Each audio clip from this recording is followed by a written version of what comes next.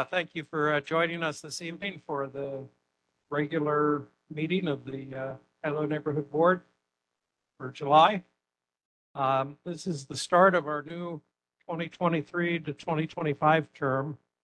So we've got a few housekeeping items that we'll need to do at various points through this meeting. The first one is the swearing in of board members. For those who were not at the installation ceremony in Waipahu last Saturday. If you will stand and Spencer Johnson will swear you in. Actually, don't we need to do a roll call first to see who's online? All right. All right. We'll do the swearing in next. You can sit down. All right. Because this is a hybrid meeting, we need to do a complete roll call. Josiah Akau. Amber Granite. Kellyanne Kobayashi.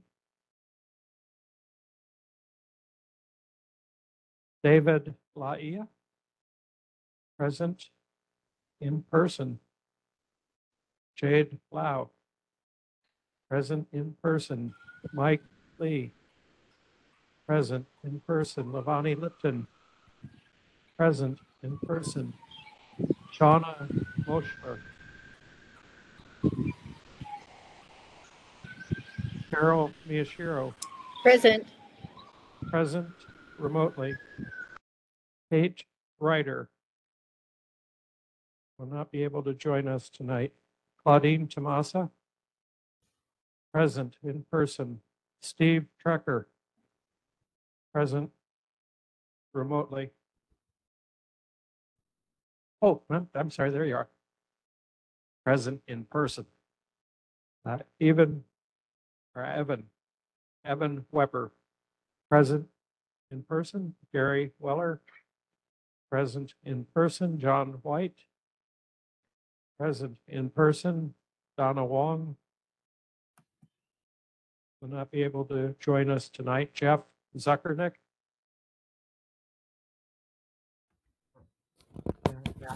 I am here. So we have 10 in person and 1 remotely. So, David, you already took the oath. I took the oath. Jade, Mike, Lavani, Carol has already taken the oath. Claudine, Steve, Evan, Gary, John, if you could please stand for the swearing in. Hello, everyone. Also, since you guys weren't at the installation ceremony, I have a bag behind there, and it's got some forms for you to fill out, as well as a pen. Okay, so please raise your right hand. And repeat after me. I solemnly swear that I will faithfully support the Constitution and laws of the United States of America, the Constitution and laws of the state of Hawaii, the charter and laws of the city and county of Honolulu, and the provisions of the neighborhood plan, and will conscientiously and impartially discharge my duties to the best of my ability as a member of the Kailua Neighborhood Board to which I've been elected. Congratulations.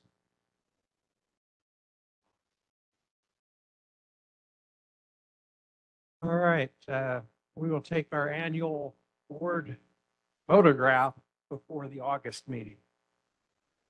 So the next item of business are the election of officers to serve from today through the end of June 2024. We will elect a chair, a vice chair, a secretary,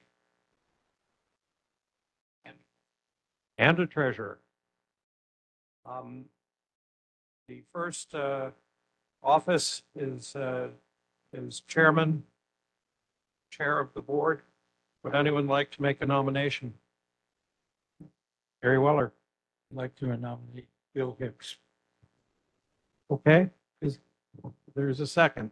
I'm going to turn it over to Levani Lipton for the rest of this. Okay, so we have a nomination for Bill Hicks for chair, and we have the second made by John White. Are there any other nominations?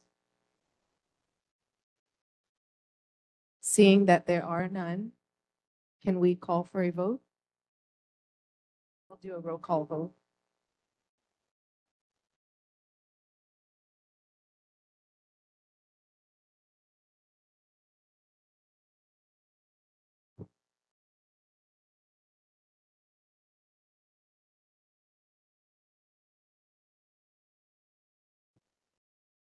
Okay, Josiah Akau.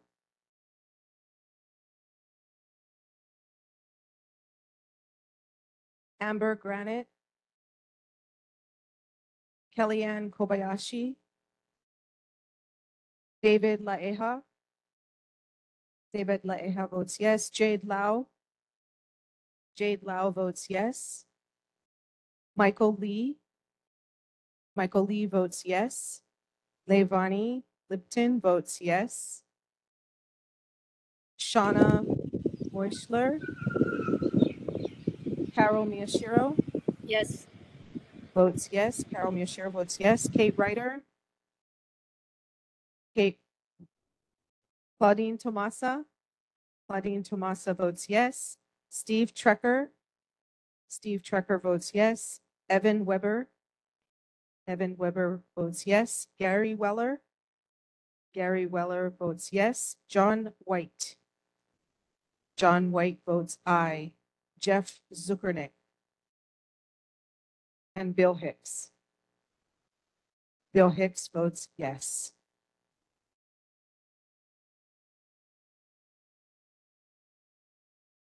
We have 11 yes votes.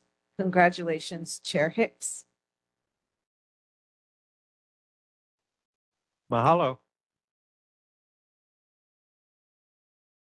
To face my wife when I get home. The next officer is the vice chair. Are there any nominations for vice chair? Gary Weller. Levani Lipton. Gary Weller nominates Levani Lipton. Is there a second? Jade Lau seconds. Are there any other nominees for the vice chair? Hearing none, we'll take the vote. Josiah Cow. Amber Granite. Kellyanne Kobayashi.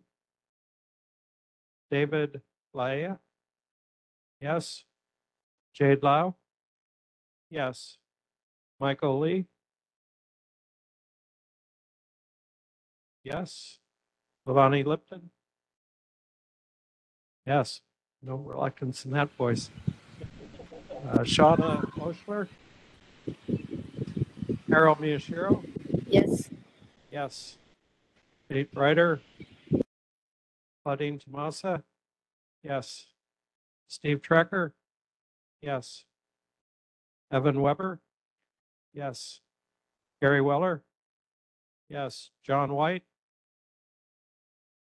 Yes. Donna Wong. Jeff Zuckernick. Chair votes yes. It's unanimous. Congratulations, Levani. Mahalo.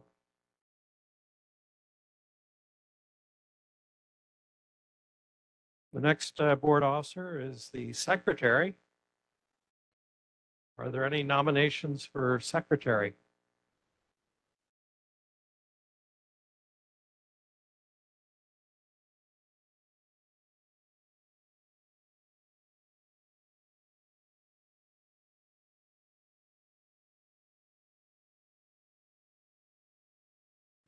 I nominate Jade Lau. Does Kellyanne? Does Kellyanne not want to do it? No. Jade?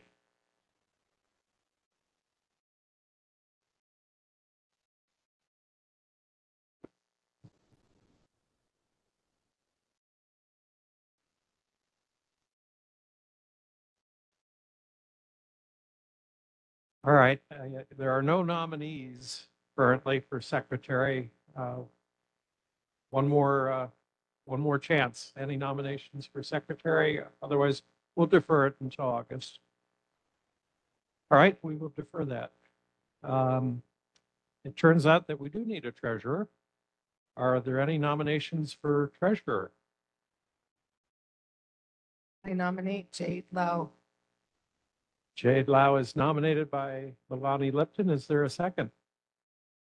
John White seconds. Are there any other nominees for treasurer? Okay, let's vote for treasurer. Josiah Cow, Amber Granite, Kellyanne Kobayashi, David Laea. Yes. Jade Lau. Oh, very enthusiastic yes. Mike Lee. Yes. Levani Lipton. Yes. Yes. Shauna Moschler. Carol Miyashiro. Yes. Sorry, was it? Yes. Okay. Carol Miyashiro, yes. Kate Ryder. Claudine Tomasa. Yes. Steve Trecker. Yes. Evan Weber. Yes. Gary Weller. Yes. John White. Yes. Donna Wong. Jeff Zuckernick. Chair votes yes. Congratulations, Jade. It's unanimous.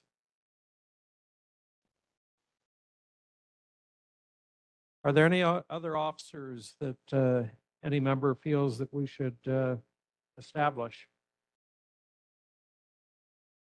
Okay, we are complete on board elections. And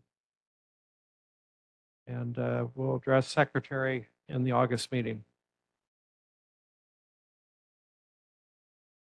Next item of business are announcements.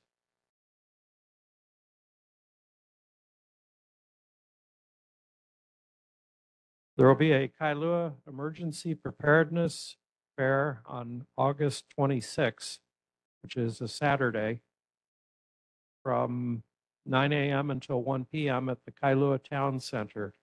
The fair is free and open to the public, and we encourage maximum participation to enhance awareness and preparation.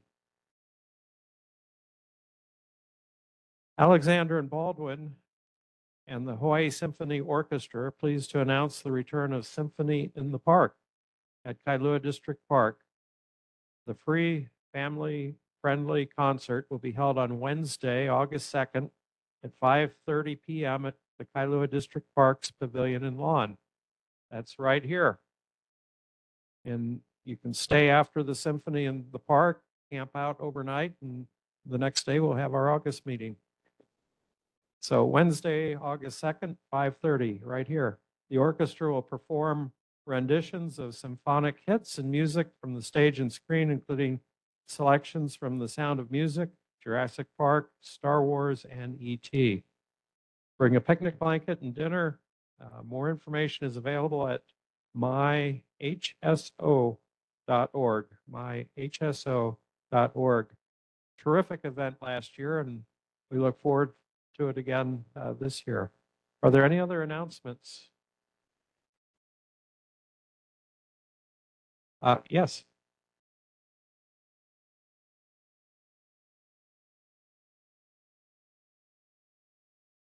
Thanks, Bill. Board, Kailua community. My name is Ben Marmoto, and I'm here to announce the second annual Kailua Fall Festival, set to be held on September 30th. Last year, the festival was held on Ho'olai Street. Street was a bit narrow. We're now moving on to part of Pahani Street, also encompassing the parking lot of the La Hala shops. This year, the Celebration Fall will include games, live music, free for kids and adults alike. You can find out more information as it comes available on kailuaevents.com. A lot of improvements from last year. Parking is always the concern. Last year we had 300 stalls off-site available with school parking at, we had Aikahi Elementary and we had Kailua Elementary along with the church. And those were encompassed the 300 stalls. This year, we have one elementary school that's really awesome. Their JPO program is award-winning. Those people over at Kainalu Elementary School, including Allison, the director of the JPOs there, do a great job for our Kailua swap meets, which we have another this weekend. They can house 330 off-site stalls to alleviate some of the traffic concerns in Kailua. But yeah, that's it. KailuaEvents.com for more information. All right, mahalo, Ben. Once again, the date, That's September 30th of this year, which is Saturday. perfect. Mahalo. Thank you. Are there any other announcements this evening? Yes. This is Travis Council. Aloha Chair and Board, community members. I'm here on behalf of the Hawaii Bicycling League to announce the Honolulu Century Ride is passing through Kailua and occurring on September 24th. That's a Sunday. This is actually our 40th anniversary this year, and one of our primary aid stations is just next door at the school. It's around about 1,000 riders, but spread out. This is the 50-mile turnaround, so it'll be quite spread out by then. We work with a lot of community partners and just ask for your patience and to share the road with Aloha, especially on Sunday, September 24th. I have some flyers that I've given the board members. If anybody else would like to know the route or any other information, happy to provide that. You can get more information at hbl.org. Thanks. All right, mahalo. Other announcements tonight. Mike Lee. Hi, everybody. I'm part of the Windward Neighborhood Security Watch, and we've been doing a lot of work over the summer, but we're also trying to recruit new members and also see if your area, if you want to be a part of the Neighborhood Security Watch and your neighborhood is not already a part of it, we have a sign-up sheet over on the table, just collecting your information, just to learn more information, to sign up to help out, or to find out whether your neighborhood is participating. We want to make sure we keep our streets safe. All right, mahalo. Other announcements. Yes.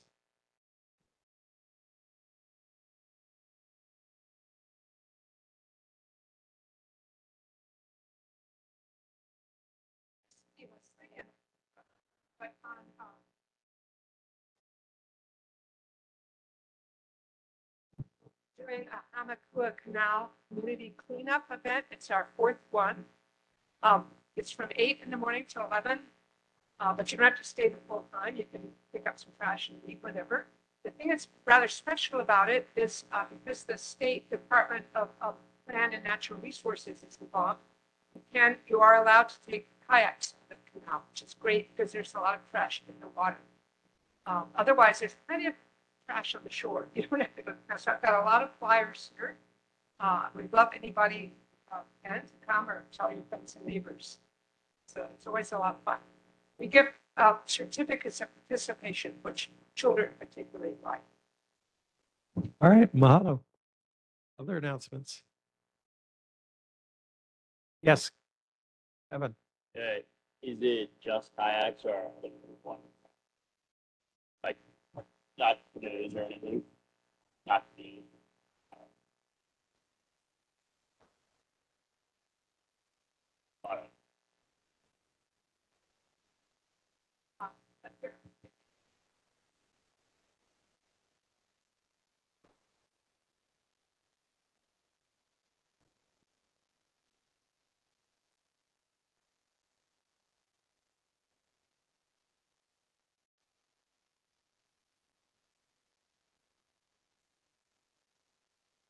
Okay, Michelle Simmons online.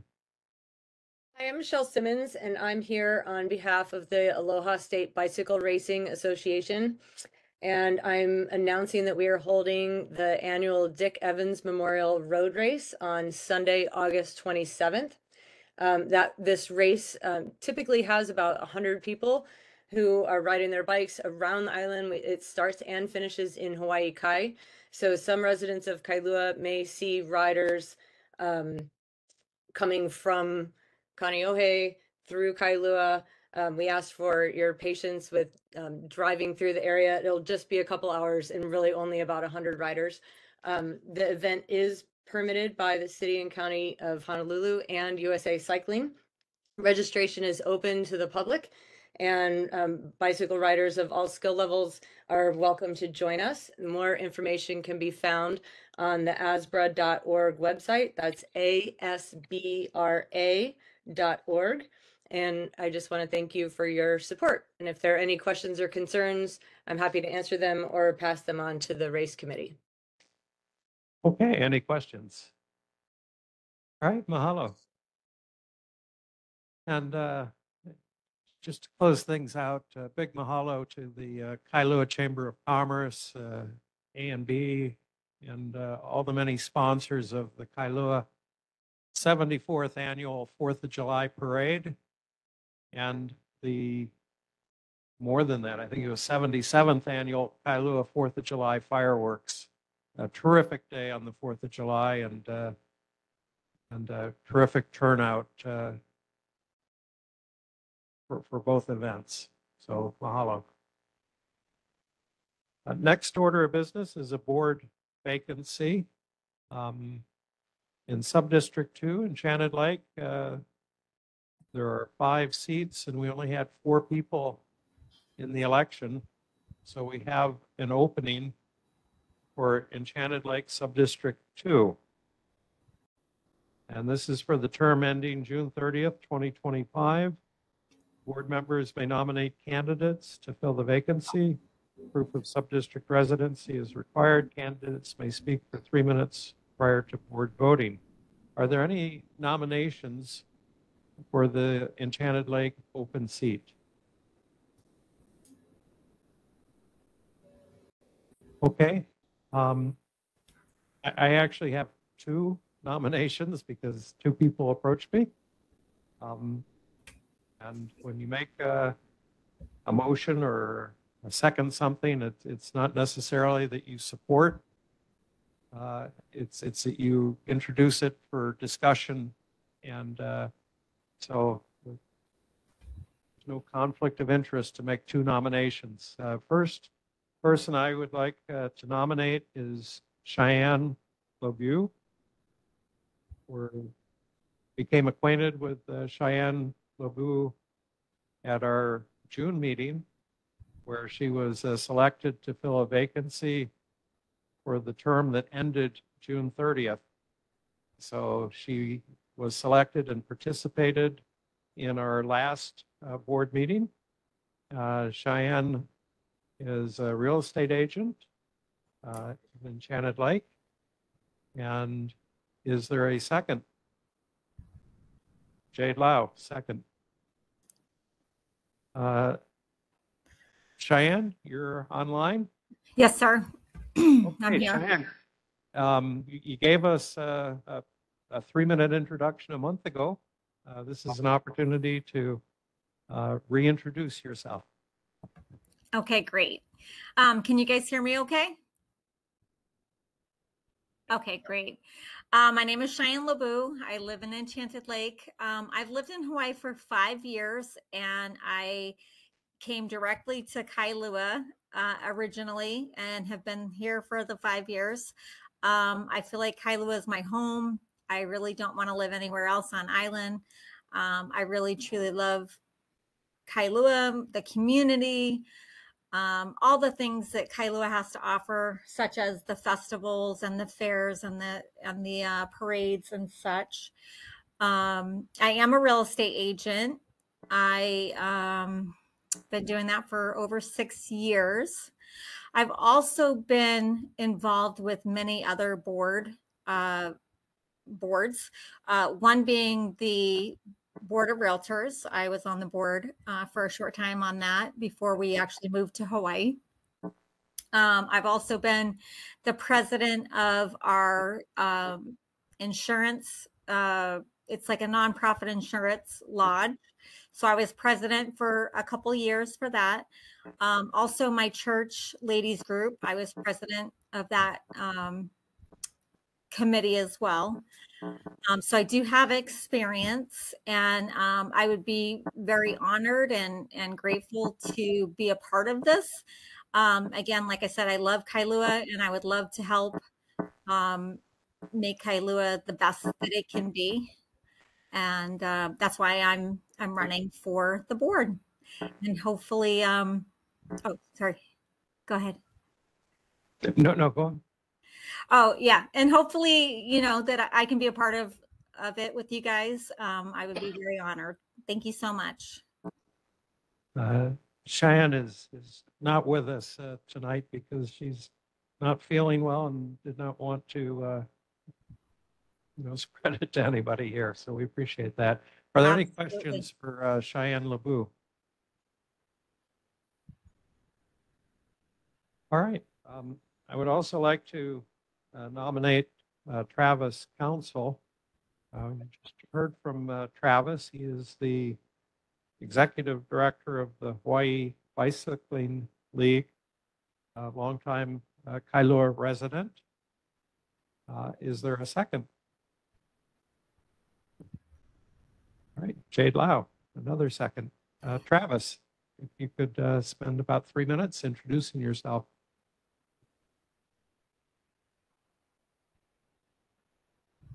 Thank you, Bill, and hello again, board. My name is Travis Council. I've been a resident of Kailua for the last 10 years. Just recently, my wife and I were able to purchase a home in the Channel Lake area and plan to make this our forever home, raising our children here, and being more and more involved in as Bill mentioned, I am currently the executive director of the Hawaii Bicycling League. I've been with that organization collectively about 6 years, so probably heard from me various different ways. And I've been actively involved in a number of projects in that professional role, but also in my personal role. I'm meeting on a monthly basis with the city's streets administrator, as well as HDOT, bicycling, pedestrian improvements, active transportation. Prior to my role at HBL, I received an MBA from UH and from a small business in it shut down during the pandemic, but I have a business background as well. Serve on the Mayor's Advisory Committee for Bicycling, as well as on the Community Advisory Committee for the Oahu Metropolitan Organization, Planning Organization. I have a strong desire to be involved in the community that I live in for as long as I can live it. I want to make sure that I use my professional and personal passions to create a more informed and educated community, a vibrant, all of it. Any questions? All right. Any questions for Travis? Gary Weller. If you did join our board, we seem to have, a trend towards way more bicycles in Kailua. We really don't have a point person that is willing to take on the task of guaranteeing bicycle safety, maybe reinitiating the programs in the schools to get bicycle safety taught. So would that be something you'd be willing to do if you join the board, to head up bicycle safety, especially with the city doing all these complete streets? And sometimes we need an analysis of, how bicycle people look at these lanes and the way they're functioning around Kailua town. Sure. Yeah. Thank you for that question. And I think I'm probably doing that more currently than not in a formal capacity for the board, but I feel like in most of my professional conversations, I have good knowledge about Kailua and I do that, but I'd be happy to kind of serve that role, provide a fairly open mindset view. Before the pandemic, Government Service Committee did an effort with the Japanese consulate over here to have a brochure printed up on bicycle safety and distributed to the bicycle shops in Kailua. And I'm sure they ran out of all those brochures but that's another problem as you drive around Kailua town with Japanese tourists here. They're not familiar with our laws. And it got so bad that Japan sent a police officer from Japan over here to monitor how our Honolulu police were handling the Japanese on bicycles. So I'd really like somebody to follow up on that for the bicycle rentals. I'd be happy to learn more and follow up on this. Thank you. Any other questions? Levani Lipton. Aloha. What do you feel is the most important issue facing residents here in Kailua? So I know firsthand, of course, the cost of living is definitely one of the large things, especially the barriers to home ownership, especially for residential and single family area. Those costs are quite extreme, especially for younger generations. So that from a personal side, it's a piece from more of my profession and passion, the safe streets, active transportation. Kailua's had 2 fatalities this year of people either walking or biking. Goal should be 0 across the whole island. Continue to advocate for safe streets for all, people biking, walking, driving, all of those things. John White. How you doing, brother? Thanks for coming. Oh, Mike. You've been here for 10 years, you said? But in your 10 years, and I believe I asked this question the last time, in these 10 years, the connections that you made, how are you going to get the word from our community, from your contacts, bring your voice here? That makes sense? Yeah. And so both from a community side, a number of the people I represent at the Hawaii Bicycle League are Kailua residents. For that, I've created connections to that. But also on a professional side, a lot of governmental, either elected officials or staff, I meet with on a regular basis in the university. Who's here tonight. I've got a bill signing with them earlier today about a safe routes to school bill.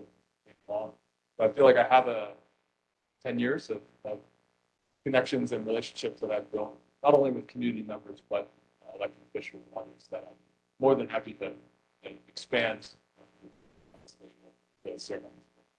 Thank you, brother. Amber Granite. Yeah, hi, aloha. Thank you for coming up to speak. I just wanted to jump on for what Gary was talking about. My son was hit by a car in the crosswalk near our house. He was on his bike, so he should not have been on his bike. However, like you just said, that there's been bicycle fatalities. And so I just want to echo the fact that it would be important to have you as an advocate for bicyclists and pedestrians. We're looking at where we might add those humps to help to slow traffic down. But on the other hand, also, like I would hope that you would think about if you were, just be very honest, like if you were joining this board to try to like add more bike lanes into places that may or may not make sense. Like I just want to make sure that, and I know we're part of helping with those decisions too, but I just want to make sure that like anywhere that we're gonna add more bike lanes is gonna make sense. Because to me, where we've added these bike lanes on Hamakua, but it doesn't make sense. So I think I would definitely appreciate you on the board with all your knowledge about bicycling and the fact that you're working with government. I appreciate that. So yeah, that's just kind of my comment. Not really question, but comment. But hope you would be an advocate for bicyclists and pedestrian areas. Thank you, Amber. Yeah, I think just a quick response to that. I think one of my main goals is often people focused. So not specifically for bicyclists or pedestrians, but to make our streets, our community better for people. So in all the projects we're mentioning, make sure that it's the best for people that live here and people that are moving. So by all means. Jade Lau. And it's not so much a question, but a thank you and a congratulations. I've actually worked with Travis when I was at the PTSA at Kailua Elementary School. He knows complete streets. He knows the routes to get children and humans from point A of their home where they need to be in Kailua town. It would be an honor to have you, sir. Thank you for stepping up. David Lyon. Hi, Travis. Welcome. I would like to understand a little bit more about your business background. You got an MBA from UH. You started your own business, I think you mentioned in Waikiki. And I'm wondering if your intentions are to open another business, and if so, what type? And maybe just tell us a little bit more about the business that you had and your business background. Sure, thank you. Yeah, so the business I had was called Bikeadelic. It was a bike rental and tourism business focused again on guided tours and self-guided tours, for the tourist destination time and had largely to remove cars, unnecessary cars off the road. The business kind of grew and was doing well, and then of course all the people that the business are no longer here. So currently, I do not have a plan to reopen business. The steady paycheck and steady job is nicer than small business tourism, but I certainly still have a lot of connections in that world. Welcome. Additional conversation. All right. Any more questions for either Travis or Cheyenne? Mike Lee.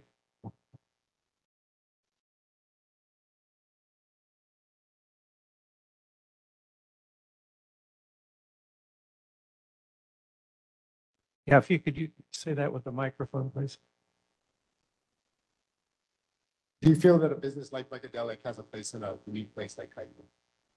So I had an opportunity when I owned it to open a branch or something there, and I made the decision not to. We do have tourism in Kailua, of course, that's a conversation we have a lot. But I don't think that, to me, when I made that decision, my goal is not to create a tourism attraction. Build upon that that's already here. Of course, the bike shop here and other places do have rentals, and there are people that use the bike. And I think I still prefer to see people on bikes than in a convertible Mustang, something like that. That's things I'd love to do. But I focused my business on bike. That's what the purpose. David Lai. Travis, sorry, one more question. We see the growth of e-bikes. We see the speed with which these bikes are going at. And I just want to get your insights about the safety, the implications, the regulations that we should be thinking about related to the e-bike industry. And I'll answer that just really. Travis, before you answer, could you please talk closer to the microphone? Maybe an inch. I'll raise it up a little. Is that better? So on the e-bike side, it's an emerging technology. It's something where the laws, regulations, rules, best practices haven't kept up with the technology. So you are seeing more people that get on an e-bike or some sort of electric powered device that might not fully understand the capabilities or the power or the rules associated with that. So I've worked with Senator Lee and others to try to start changing that at the state level. And of course, we trickle down to the city level. And to me, the biggest thing is rider etiquette, which is something Gary brought up earlier around even bilingual rider etiquette of just knowing the rules of the road, rules of the bike path, yielding to others, sharing the road with aloha. And I think there's a lot that can be done. We're doing that at Hawaii Bicycling League, professional side, of kind of as we see more and more people in a great way shifting over to e-bikes and other vehicle replacements. But we've got to have that education and guidance that goes with it. So we are working on that, and I would welcome the board's support on it. All right, let's call for the vote. If each member could either say Cheyenne or Travis. Josiah Akau.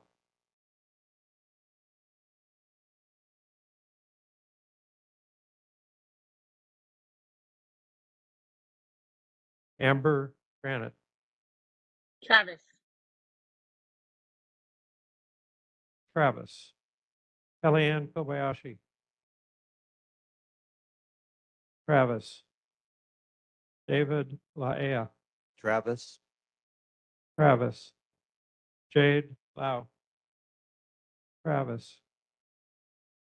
Mike Lee, Travis. Lavani Lipton, Travis. Shauna Moschler, Carol Miyashiro, Kate Ryder, Claudine Tomasa, Travis. Steve Trecker, Travis. Evan Weber, Travis. Gary Weller, Travis. John White, Travis. Donna Wong, Jeff Zuckernick. Chair votes for Travis with a big mahalo to Cheyenne for stepping up and joining the board last month and for your interest in serving the community. Mahalo, Cheyenne. Thank you. Congratulations. Yes, go ahead. I was just going to say thank you for the opportunity. I appreciate it. And congratulations, Travis. And congratulations, Travis. We're going to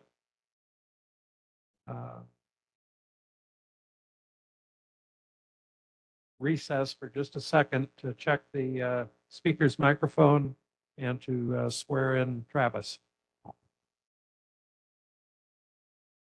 We can recess about 1 minute.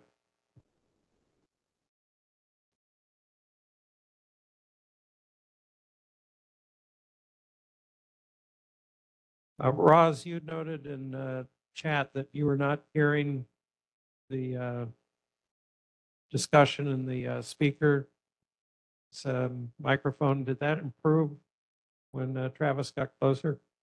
Yes, it did. Thank you so much, Chair. Okay. I think the mic's okay then. Mahalo.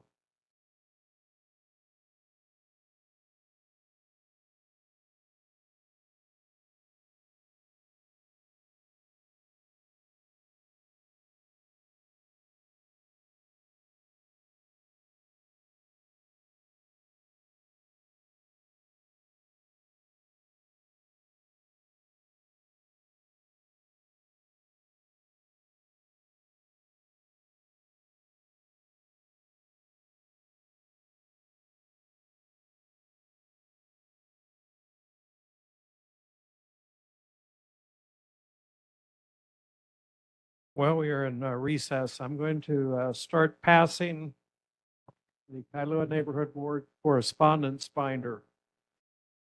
Some people will recognize this relic. This is incoming and outgoing correspondence.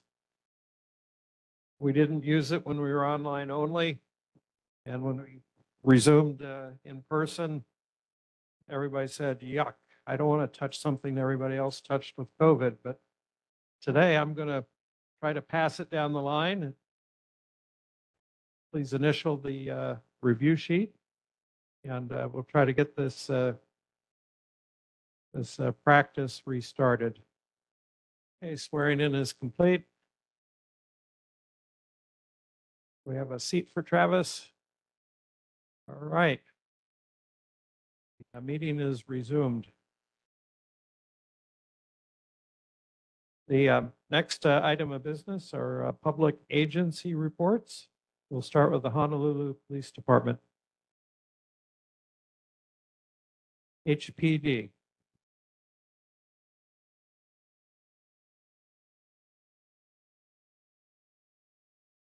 Honolulu Fire Department.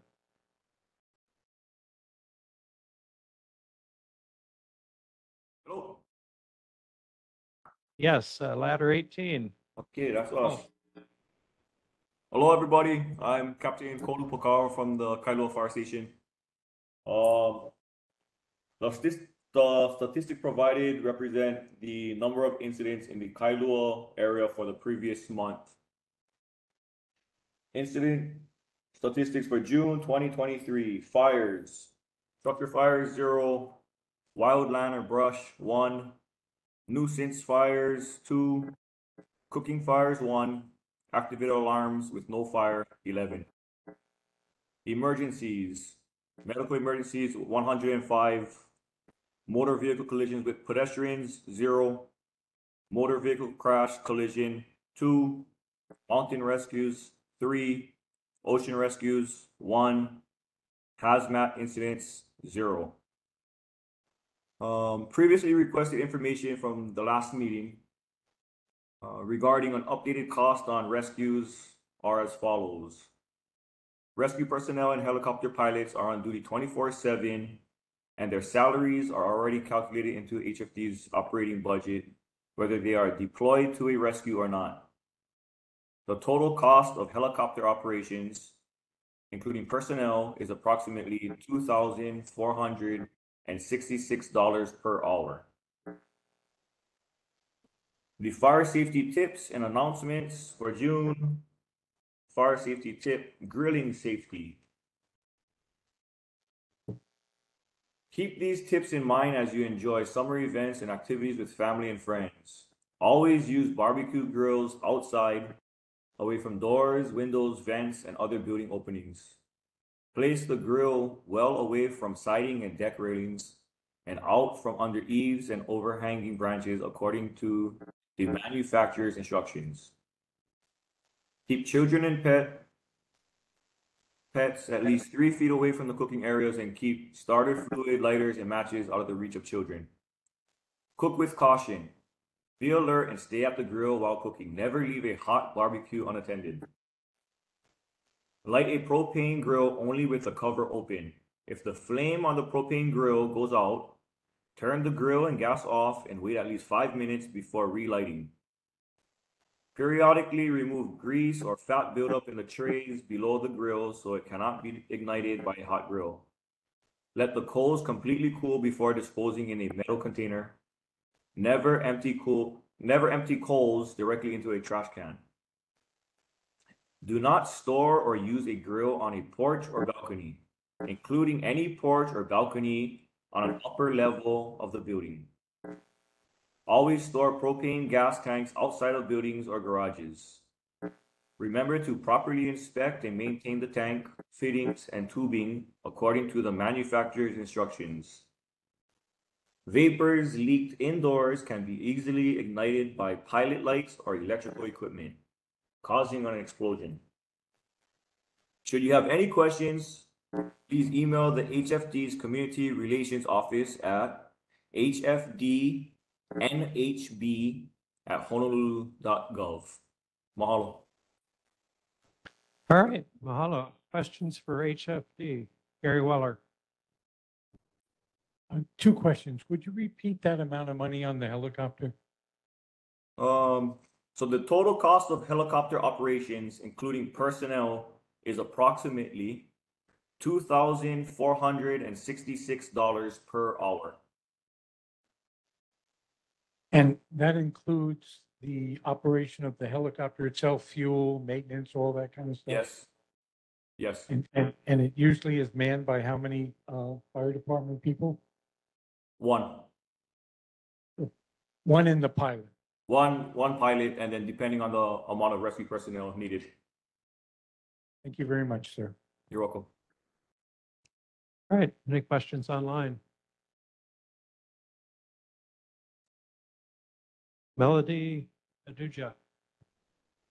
Hello, Chair. Thank you very much. I have a question. I'm calling about the situation that about the person that was recovered from Paradise Bay out there in Kaneohe Bay. I'm just wondering if there's any information or how that all happened and if we could be apprised of it. This was last week. I do not have that information. If you want that information, you can request it from our CRO, at hfdnhb@honolulu.gov, and they can point you in the right direction. Okay, thank you so much. I was just wondering if you did, then that would be fine. That's kind of, the helicopters were circling close to my house. So I was just wondering. Okay, thank you so much. Thank you, Chair. Any resident questions for HFD? Oh, board questions. Steve Trecker. Yes, I have a question about that monetary figure that you mentioned for helicopters. Is that $2,400 per hour, 24 hours a day, 7 days a week, all day, every week of the year? Is that how it's calculated? I'm not too sure. I can follow up with our CRO and get that information to you next week, or I'm sorry, next month. And how many fire department helicopters are there on this island? 3. Thank you. All right. Mahalo for joining us. Next is a Board of Water Supply, Danny Ornelas. Hi, good evening. It's Danielle Ornelas with the Board of Water Supply. So our report this evening, for the month of June, there was one main break, 12-inch water line on Aikahi Loop installed in 1960. And an announcement, July is Smart Irrigation Month. When outdoor water use typically increases during the summers, with very hot and dry summer and below normal rainfall, we ask to please do your part to use less water. You can install a weather-based irrigation controller. This allows your weather stations to adjust your water systems based on operating times, based on the plant that the water needs. We offer rebates as well. You can also install a rain barrel, which collects rainwater from your gutters. And you can hold it for later and to be used on lawns, gardens, etc., plants. This also, we have a rebate from the board. And you can also water your plants before 9 a.m. and after 5 p.m. And also, please check your sprinkler system for leaks, misdirected sprinkler heads, or broken sprinkler heads. And also, just a reminder, the first Saturday in August is our plant sale. It's our yearly plant sale. We haven't had it for 3 years, but it's come back, and it's at the end of Ivaena Road in Halava Valley.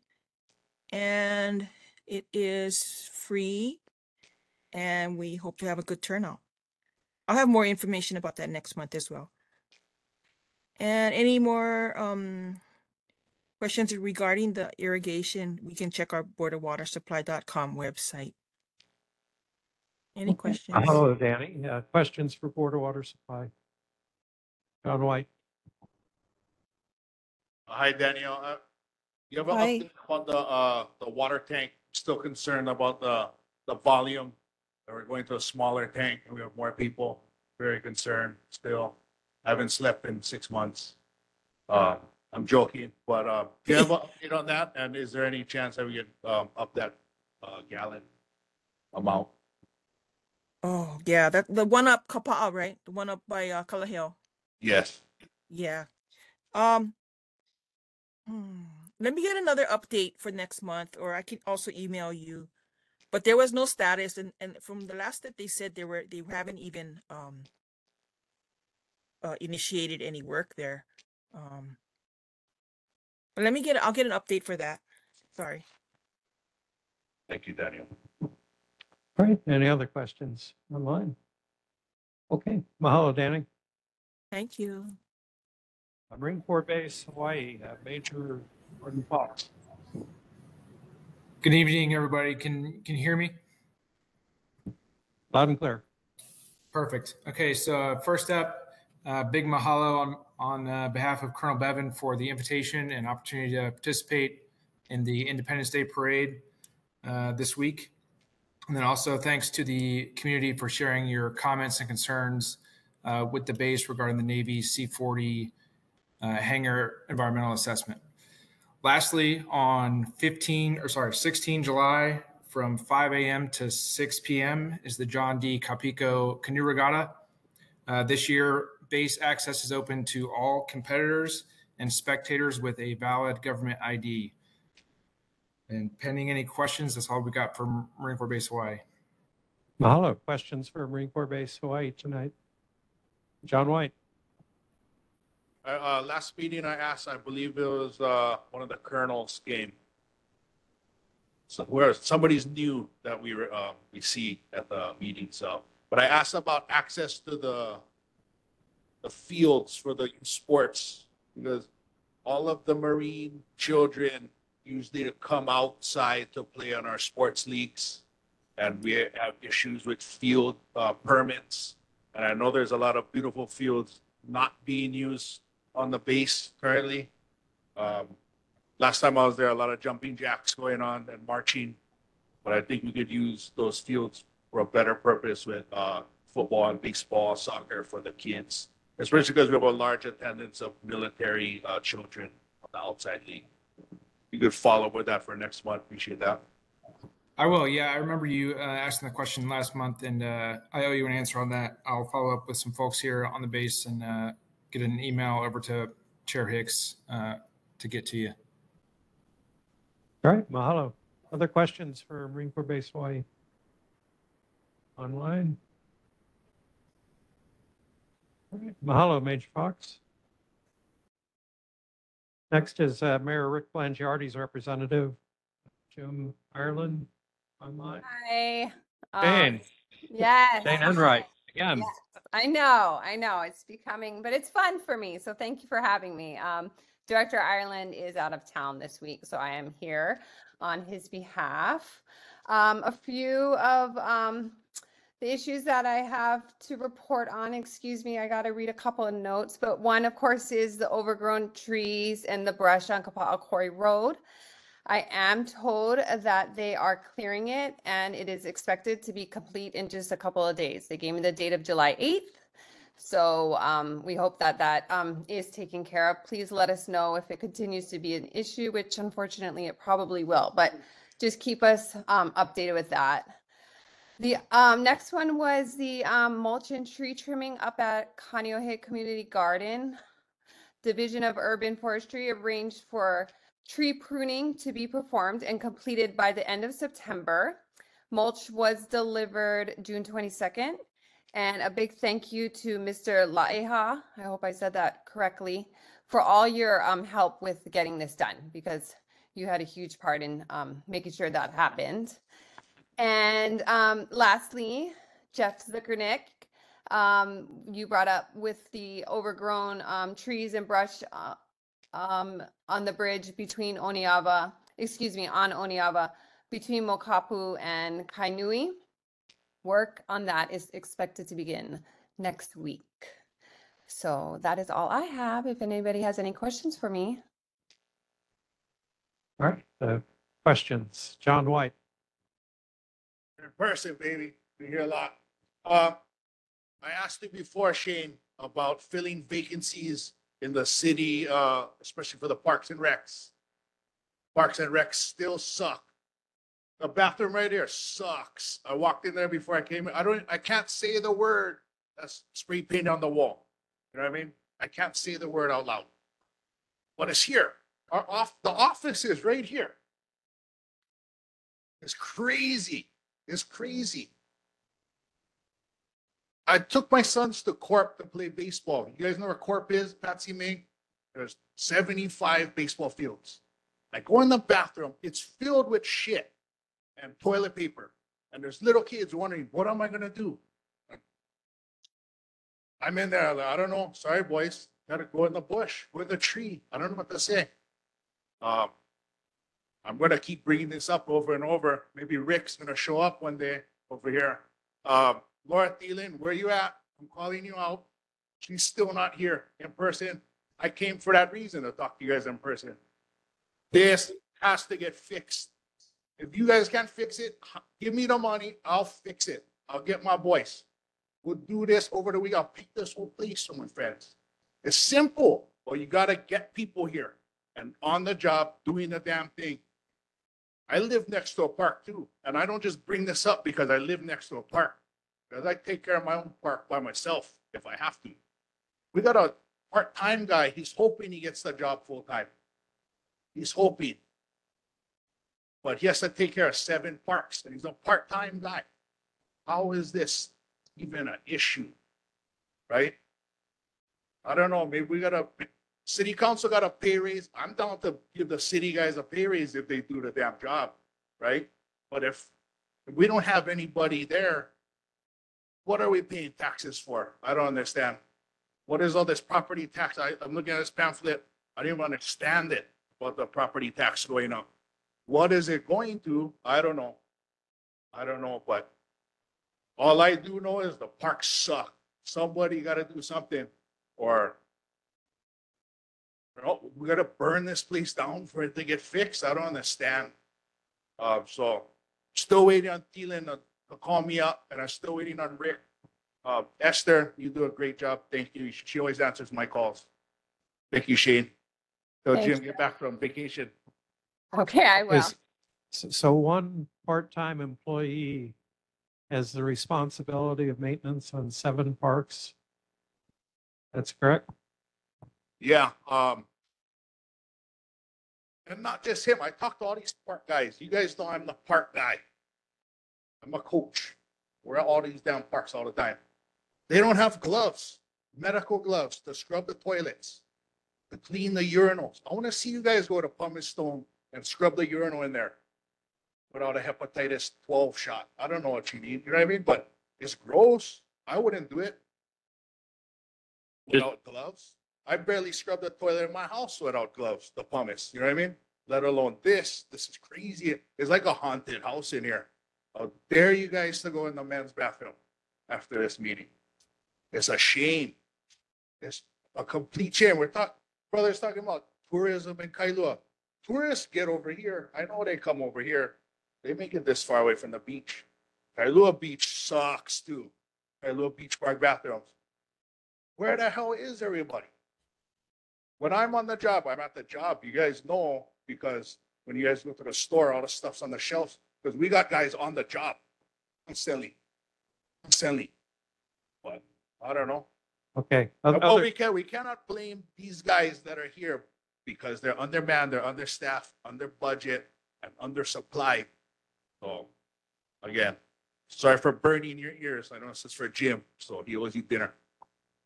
Other questions for Shane tonight? Just Evan. one thing to add very quickly on the parks situation. Yeah. I mean, yeah, like just to take the bathroom here, for example, it's a miracle. It has toilet paper in it, but many of them do not. And not, I go to choke bathrooms all over the island too. I'm paddling everywhere. There's often not toilet paper. And there is never, ever, ever hand soap in bathrooms, except for a few in Waikiki and Ala Moana. And it's just a huge public health and sanitation thing. And, if you go to Maui County, every single bathroom there has hand soap, nice toilet paper, etc. So they have a smaller budget than us, obviously. So it's not a question of, whether it's doable. It's a question of whether it's prioritized. So I think it is an issue for the mayor and also for the council. And it's just a quality of life thing, especially, as John said, for our keiki. Carol Habe. Yeah, first I have to agree with them, okay, but it's been like that for decades and it's endless kind of. Well, the last meeting, Shane, I brought up, I think you're the same person. I brought up Pohakapu Park and the bushes that were overgrown around the fountain. And kind of what I also want to know is, so if I went over there with my, clippers, would I be in trouble? First of all, yes, I do remember that question. I'm sorry I didn't have an answer to that. I will go back and ask them about that. As far as clipping them yourselves, I can't say whether or not you'd be in trouble for that. I doubt it. And, we have much greater crime going on right now. I don't know, though I can't speak for HPD, but But if it's a safety issue and you need to take care of it, then I think it needs to be taken care of. But at the same time, tomorrow morning, I will take that to the Parks Department and ask them. Yeah, okay, well, thank you. Well, yeah, you're going to see, like who, my question last time was more like, who should I contact? So, Yes. yeah, It's same a thing, I guess. part. Yeah. So I'll ask them about the issue. And if there's a way to get a direct contact with you, or I can contact the chair, so we can get you an answer where you don't need to wait another month. Well, I discovered if you see the crew going around, you could wave them down and tell Yeah. them. Yeah, no, Actually, my definitely. dad used to be a groundskeeper for the city, so, but it's not the same as it was. Okay, thank you. Sure. Cheyenne LeBeau.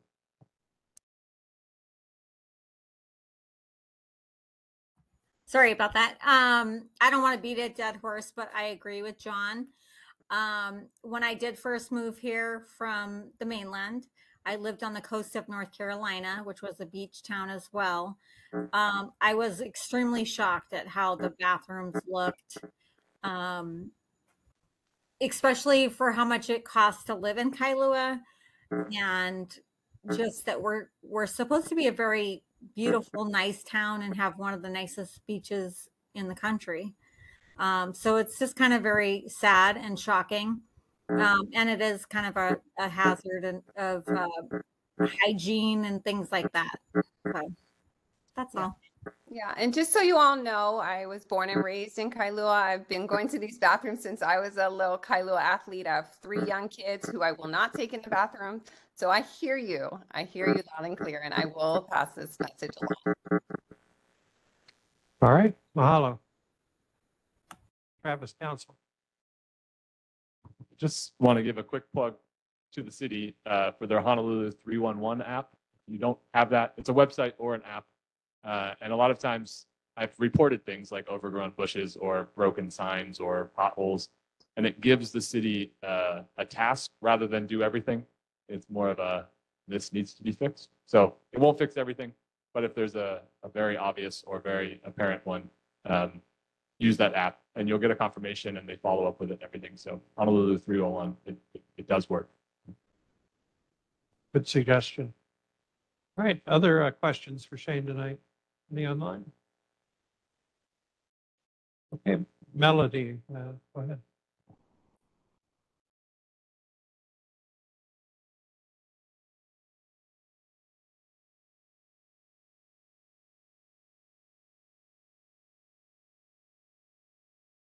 All right.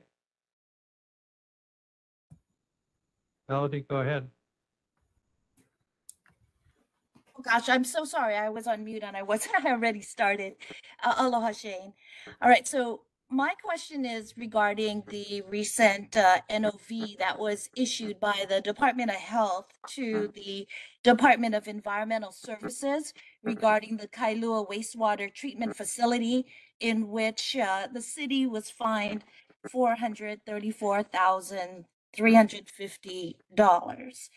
$350 as a result of the massive exceedance of the what is it, the Enterococcus into Kailua Bay. Like the discharge limitation should be at 57,000 colony forming units per 100 milliliters, but the exceedance was extremely high at 695% or 472%, 449%. So 7 out of 13 days, it was super high. What, if anything, is going on to correct this exceedance, and what kind of notice is going out to the public, and at what frequency is that notice going out? I myself went sailing today on a cat on Lanikai, and I would hate to think that we are still suffering from this kind of contamination in the bay. So if you could please clarify that as to what the Department of Environmental Services is doing about this. Thank you. Thank you, Melody. Got you.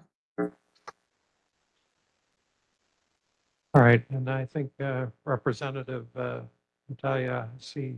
Burdick has would be part of that included in her report. Any other questions? Thank you, Chair. Lavani Lipton. Aloha, Shane. I just have a quick question. I wanted to know, like everyone else is saying, so many of the city departments are understaffed and don't have enough resources. So I'm wondering, where does that money get pulled from every time there's a fine? Where does that money come from? Where will the Department of Environmental Services get the funding, and where does it go to? And is it being utilized to improve the situation? So it's just the flow of the money from the fine to what happens to all the money that the Department of Health gets. Okay. And in correlation to staffing though? No, I'm just wondering, like, when we went on a site visit, they said something about there were 1,200 positions actually in the wastewater department, but only 800 were filled. I So I'm see what you wondering, mean. how do they get this much money every single time they're fined? Yeah. When it doesn't seem like there's enough resources even for staffing, which contributes to, I think, a lot of this dysfunction and, you know, these circumstances. So, and I'd like to know what's being done with that money. Is it going to improve the situation? Are we going to do more water quality testing? What? Understand. Thank you. Thank you. All right. Any other questions? Come back next month. We'll reward you with more questions. Thank you all. Have a great, safe night. Bye-bye. Mahalo. Next, Governor Josh Green's representative, Aaron Connor.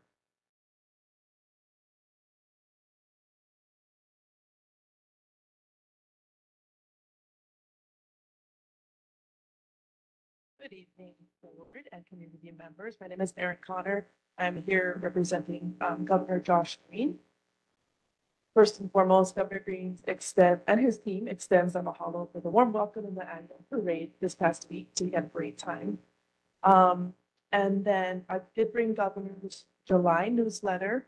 It's available online. One thing I do want to highlight from his newsletter is there is a homeowner assistance fund program, and it has expanded in 4 significant ways. The amount per household has been increased to 60,000 instead of 30,000. Forward mortgage assistance is available for up to 12 months, up from 6 months. Homeowners do not have to be delinquent to qualify. In addition, reverse mortgage homeowners are now eligible for the program. In Governor's newsletter, there is a link to the website for more information for any residents who are interested in that. To follow up on some of the questions from last month, there was a comment, I think, towards the end of the meeting about the H4 Continuity Joint Outreach Center. And I reported to Governor's office that Governor's office, including the statewide office on homelessness and housing solutions, that the support was stated for Kulama o Kauhale and the request to reopen the Kaneohe Joint Outreach Center. So I've notified them that the board was interested in something on the side. If anything moves forward, they will definitely come here first before proceeding with anything for the Windward community. And on to our clean water, brown water advisory, continual questions from the Clean Water Branch of the Department of Health. They reported last month that there will be warning signs placed. They are in the process of procurement and an agreement with the city to get the signs placed when there is an advisory to be notified to the public. So they're still obtaining the required permissions from the city. So once that is ready to go, we'll request they can do a report to the board so you have more information. Once they sign the agreement and they get the procurement process, we'll know how many signs, we'll know where they're going, we'll know when they'll be placed. They do want to prioritize heavily frequented areas by the public, but the specific locations have not yet been determined. I did email you a sample just this evening. I forgot to do it earlier today, but there's a sample you can share with the board for what the signs will look like. And again, when the project moves forward, I will request that they attend the board and provide a presentation for everybody. All right. Mahalo. Questions for Aaron? Gary Weller. You may have just heard Labani Yes. ask the city where the money goes. So this $450,000 fine that the Department of Health levied on the city. What does the Department of Health do with that money? I will ask them to provide a breakdown of where they spend the money. And if it's just willy-nilly spent in the Department of Health or goes into the general fund, when the EPA finds some counties and states, they negotiate to help solve the problem with the fine money. So those are why we have these consent decrees on all the sewage treatment plant.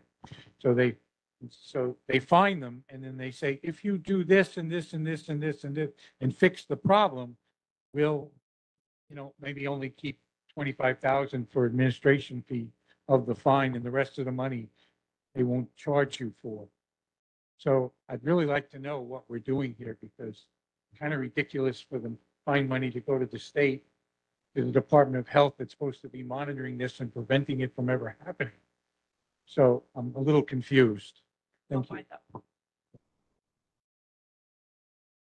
right. Other questions for Aaron? Yes, if you could please use the microphone.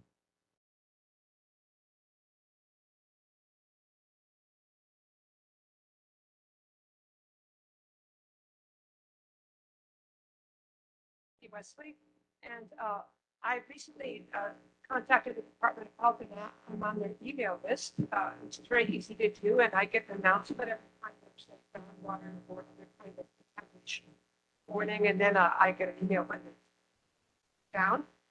Why don't we see this in the local media? That seems like such an expensive and easy thing to do.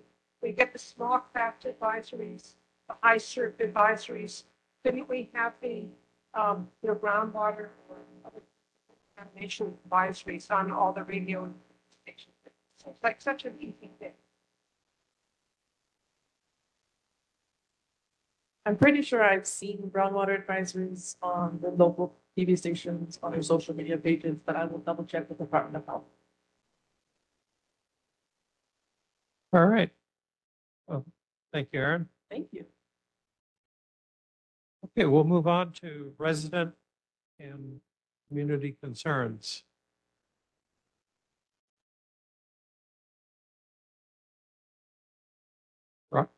Ronald Hugh, do you have a concern for tonight? Or Randall, I'm sorry. Go ahead, sir. Hi, my name is David Santander. I'm a recent transplant here, a doctor of traditional Chinese medicine, and I'd like to thank everybody here on the board for fielding my probably very annoying emails. Appreciate that very much. I'm here because I found out about a project that's being built over at 330 Kailua. It's an affordable housing project being built under Bill 7 and now Bill 8 as well. And I live right next to it, right behind it, right in front of it. It's going to block the light. It's going to force some of my neighbors to have to move, to have to sell their apartments. And people are moving out of the building now, and people who are moving in presumably are not being told that this is happening. The affordable housing building, I guess affordable housing, I don't think anybody is. The affordable housing building is going to be built 60 feet. Town ordinances here limit it at 40 feet. I'm told by employees of the city bill, the city law of 60 feet takes precedent over the town law. I'm told by people in the town that the town law takes precedent over city law. We have bill against bill. I don't know what's going to happen. There's also another affordable housing project being built by White Hardware, also presumably going to be built to 60 feet. I don't know much about it. I've reached out to the developer, Makani Maeva, the one who's developing 330 Kailua. And obviously things aren't set in stone, so she has no obligation to show that information publicly. And Bill 7 says that you don't really have to share this information publicly. You don't have to ask for approval from any of the town neighborhood boards, other than the Department of Permanent Planning. So we've been coming here a couple of weeks looking for information. I've been coming a couple of weeks looking for information. basically because I want to know when I need to move. And I want to know if the town, people of Kailua, the board, I want to know if everybody here is cool with buildings being built to 60 feet. Especially on lots like that are commercial lots, but not necessarily apartment building lots. And if that's the case and everybody's cool with it, then that's great. And we can move on to something else. But if that's not the case and there's stalemate here that needs to get sorted out, then so. Yeah, that was addressed by Kailua Neighborhood Board at our May meeting. And a resolution was passed that we do not support a building of 60 feet, that building should respect the community plan height limit of 40 feet for downtown Kailua and Kaneohe. And we provided that input to Department of Planning and Permitting. So this board is not cool with 60 feet, but fundamentally it is an issue of one law versus another. The community's sustainability plans were enacted by ordinance and became law. Bill 7 was enacted by ordinance and became law. And so it is a question of what takes precedent. An island-wide bill in conflict with local a bill which provides local specifications. It could be argued either way. This board has taken a position that we think that where there is a conflict, that the local requirement should take precedence over a more general island-wide one, but that was our input to Department of Planning and Permitting. They have the permits. They have not acted on them yet.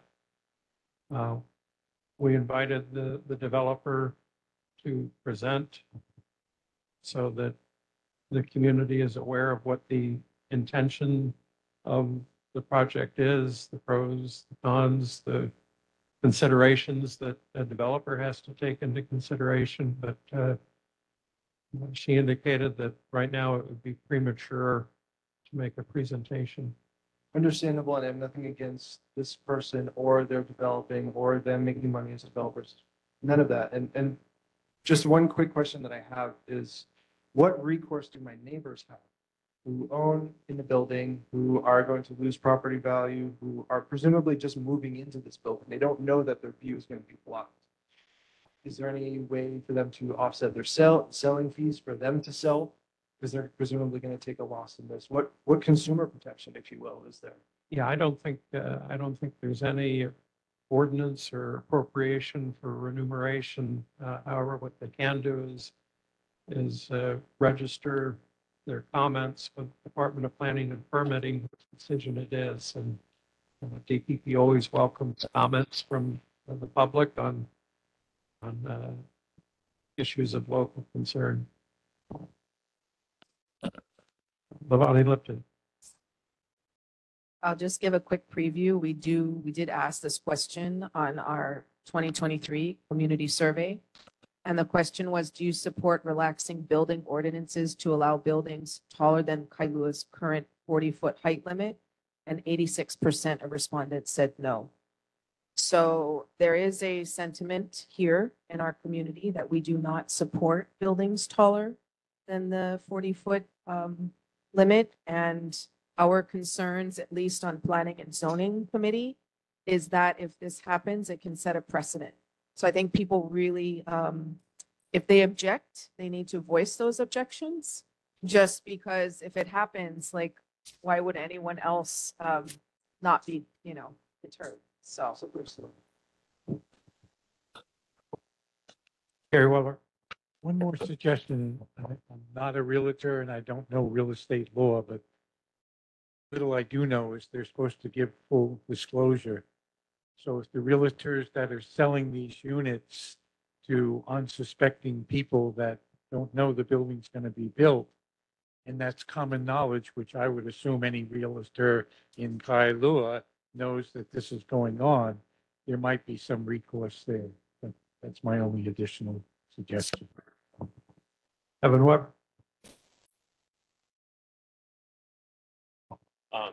What was your name again? Sorry. David. David. Awesome. Mahalo, David. Just a question for you. Could you say a little bit more about what you're experiencing or expecting to experience around the displacement issues for you and your neighbors and the people in the area? I'm not familiar with. Sure. What's The building that we live in is pretty affordable for the most part. And if we're going to move out, we're looking at least 50% increase in our rent, which is obviously 2 or 3 months, right? Security deposit, that kind of thing. We also work from home. So there's an interruption in our paycheck. There's an interruption in our office, our home office, home, a living situation. A lot of people have a lot of money invested in their home. It's their asset. It's their big nest egg. The building is going to be, so I'm on the 3rd floor. There's there's 2 stacks in the building that are going to be blocked, the 9 stack, 8 stack. Those are the ones that's going to be partially blocked. The 9 stack is going to be fully blocked up to the 6th floor, maybe even part of the 7th floor. So that's 4 floors, 2 stacks. So about 8 units would be completely affected. And some also peripheral residual effect plus all the noise. It can be super loud. That particular building where it sits, and there's other people who can attest to that, is very, very loud. You can hear McDonald's on the far side. You can hear the generator running from Olive Coffee in the parking lot over there, which is fine. I like hearing Debbie Pine music happening. It's really nice, and it's great to have coffee there. But it's going to be super loud. It's going to be disruptive. There's going to be dust. Wind's going that way. So it's going to be blowing dust into the building, presumably. I did that close to the truck.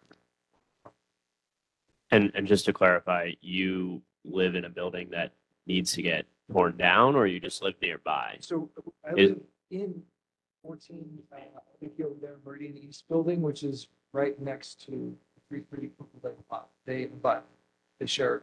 Yeah, I know that's what I thought. I was just wanting to clarify whether, but there's no actual displacement of anyone happening to. I mean, by choice mostly. Yeah, deciding whether or not the arrangement, the previous living arrangement we have, is still livable. Understood. Yeah. Okay, let's see if we can wrap this up. Jay Lau. I just want to use this opportunity to sort of backpedal a little to the mayor's rep and the governor's rep. I find it very irresponsible that they support housing projects that are above and beyond the community's ability to support.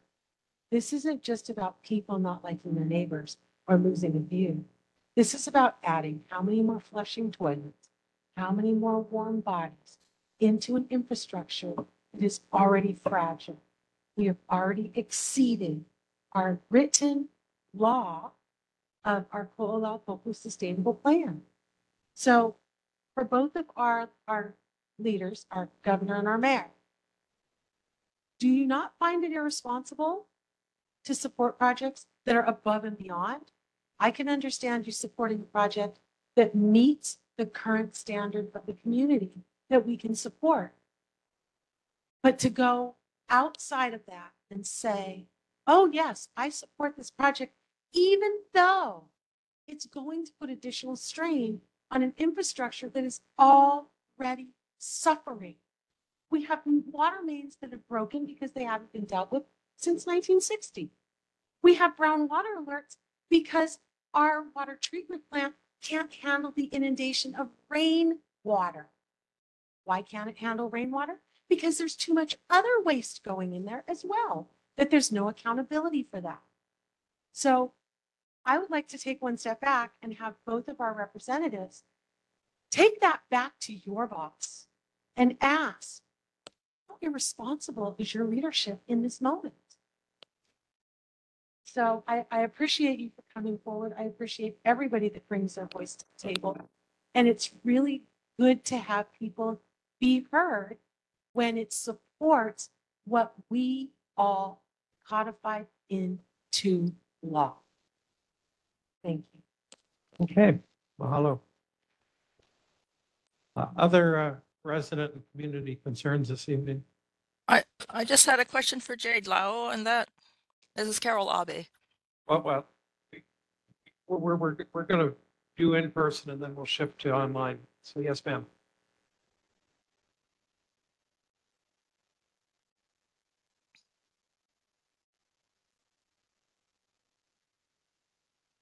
Hello, Chair Hicks, members of the Kailua Neighborhood Board, senators, council members, and various representatives of the city, state, HPD, HFD, and military. My name is Brittany Beauchamp, and first of all, thank you for allowing me to speak here tonight and share my concern about public safety along a stretch of North Hill Avenue. I am a public school educator and reside at 959 North Hill Avenue and have lived there for the entirety of my 34 years of life. The stretch of unimproved sidewalk fronting my residence has always historically been a no parking area. And there was signage always noting such. I have pictures and everything. A few years ago, a mail truck accidentally reversed into the no parking sign and knocked it down. I assumed it would be replaced, but it never was. Now this area is being used for parking with drivers parking in the unimproved sidewalk perpendicular to the roadway. This has become a dangerous situation for pedestrians, bikers, drivers, as well as residents in the area. With drivers parked perpendicular to the roadway and within the unimproved pedestrian safe zone, pedestrians are forced to walk along the narrow paved path reserved for bikes, as the intersection of North Hill Avenue and Mokapu Boulevard, immediately following the hairpin turn, marks the start of the bike route. Per HRS Section 291C111, transportation or representative officials have the right to restrict parking where the stopping, standing, or parking is dangerous to those using the highway, or where the stopping, standing, or parking of vehicles would interfere unduly with the free movement of traffic. Traffic, whether pedestrian or vehicular, must stop and allow those illegally parked to reverse into oncoming traffic, resulting in the unexpected and unsafe stop of traffic close to the hairpin turn at Mokapu Boulevard, where there is limited visibility. There is precedent that transportation authorities have recognized this location as a dangerous one for stopping and standing, as there is a pre-existing no-turn sign. Additionally, the presence of both a crosswalk and yield dictates that there should be no parking within 20 feet of the crosswalk and within 30 feet of the yield sign. Also, as there are private driveways, there cannot be parking within 4 feet of the flared ends of either of the driveways. I am asking members of the board and representative transportation officials for the city to please replace the no parking sign as soon as possible for the safety of pedestrians and motorists alike. On July 4th, there was a dangerous situation where there were several cars parked on the unimproved sidewalk, perpendicular to the roadway. Following the fireworks show, pedestrians walking home were forced to walk out into the bike lane and roadway as these vehicles were blocking the unimproved sidewalk safe zone for pedestrians. When we kindly and calmly informed the owners of the vehicles that it was a dangerous area to park and to please move their vehicles, my mother and I were met with obscenities, terroristic threats, and attempted physical assault. One woman aggressively swung and flashed her tactical flashlight in both my mother's and my eyes. I truly empathize with our HPD officers, as I now clearly see the difficulty in managing and de-escalating potentially dangerous situations. For the safety of the community, especially pedestrians and motorists, I humbly ask again that officials replace the no parking sign at the start of North Hill Avenue. Thank you.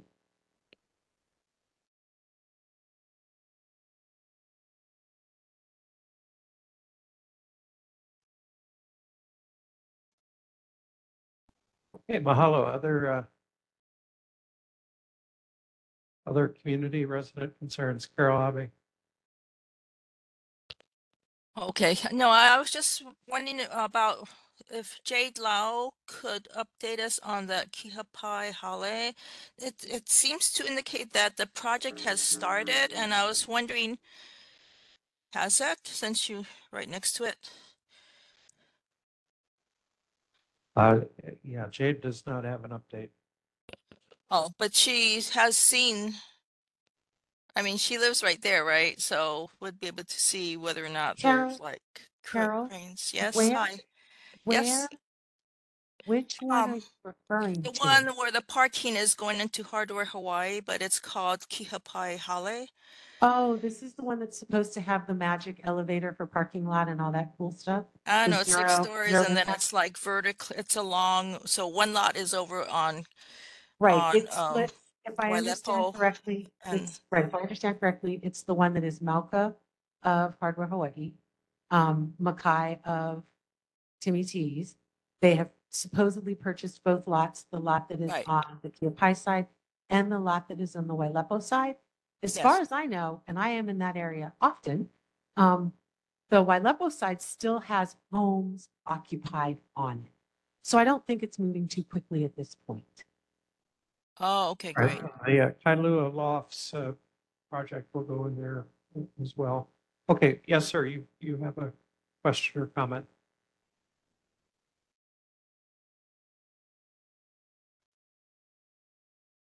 My name's Andreas Selkmuir. I'm a resident of Kailua over at Kukama Street. Welcome to the new board members. Thank you, Council Member Kia Aina. Thanks for showing up. I wanted to inform the new members here of the ongoing construction project at Kalapawai project, which is the roundabout that continues. And since the time that I've been here several months ago, I think you may remember Chairman Hicks, I've showed up at several different events to talk about the delayed construction that continues to go very slowly, and also the unmitigated traffic concerns that I have as we use Kukama Street as a diversion on Kailua Road. Unfortunately, the previous resident had stated that terroristic threatening and potential assault, that's not unheard of on Kukama from many residents. And I know that we've met with the Department of Transportation Services, and since we've met with them, Kukama Street has to handle 4,300 cars in a 24-hour period, and that was collected at the end of May. Since that time, some of the assurances that were given to us, which is members of Ku'ulei Track, which is the other streets, Ku'uhale, Ku'umele, and several of the other ones, which have 25-mile-an-hour speed limits. We haven't seen any redress about whether those should be 15-mile-an-hour speed limits. We haven't seen any movement on potential speed bumps. Fairly safe to say that we haven't seen any safety mitigations on Kukama Street. The last update that we received was that at the end of June, they would open some extra lanes of traffic around Kalapawai traffic circle. I think it's a left-hand turn coming from Lanikai, Malka bound onto Kailua Road. But if you've been by that roundabout today, even I came on my way over here, I swung by. There's no changes to Kalapawai, the Kalapawai project's traffic flow as of right now. And I was wondering if we could get the DTS to show up at this next board meeting. I think that would be a good recommendation to pass along to the city government, and that we can hold the unelected officials of the city government accountable for some of the promises that they apparently continue to break.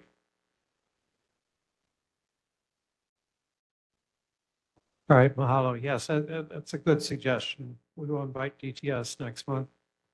All right. Any other resident and community concerns? Yes, sir.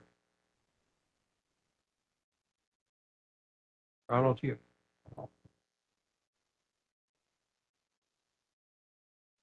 Randall, you. I live in Enchanted Lakes since 1950, and now live in a different. I live on Kahili Street, and I've been there since 1990. The last 3 years, my real property taxes for the land owned increased by double-digit amounts for the last 2 years, 12.5%, followed by 25%, followed by another 12.5%. And so I actually looked at the streets that I was on. There's 105 lots in my particular block And so at the city database, and I recorded everybody's name, their lot number, their land area, their assessed value for the land. And I did a simple calculation and I divided the land value by the land area. And I got an estimate of what they were paying per square foot. And so for land, I expected to find that everybody should be paying about the same amount per square foot, but they're not. When I looked at the process that the assessor was doing, it proved that the people who have the largest lots in my neighborhood, there are 105 of us, the ones that had lots that are 11,000 square feet, paid the least amount of taxes per square foot versus the people who had the smallest lots, 6,000 square feet, they were paying the most. And so I didn't make up these numbers. This is from the city's database. And it's just my street, my block. So 4th of July is kind of fitting for me because I'm thinking, am I going crazy? I'm 74 years old. I sometimes go into a room and forget why. And sometimes when I'm there, sometimes I leave my keys there and then I lose my keys. So it wouldn't be surprising for people to not want to listen to me because they think, but this guy doesn't really know what he's talking about. But the numbers are the numbers. And if the city assessor has come up with a way to assess us that isn't fair and objective, I would think that they're not following the law. But at the same time, these are the same people that are raising our assessed values every year. For the last 3 years, it's just been crazy. And the thing is, all I'm saying is, I kind of like to review how you got your numbers because I asked my neighbors and they all agree. This is outrageous. So this time I actually asked them, look at my schedule that I've created. If you agree that it's not fair and objective, sign it for me. So right before this meeting, I got about 6 people who reviewed my schedule and he said, I think by next month I should get at least half of this. And so then I'd like to sit down with the assessors and say, hey, show me the comparable sales that support your numbers. Otherwise, I think somebody independent should be looking at your numbers. Thank you. That seems to be consistent with the recommendations of the Oahu Real Property Tax Advisory Commission from last year.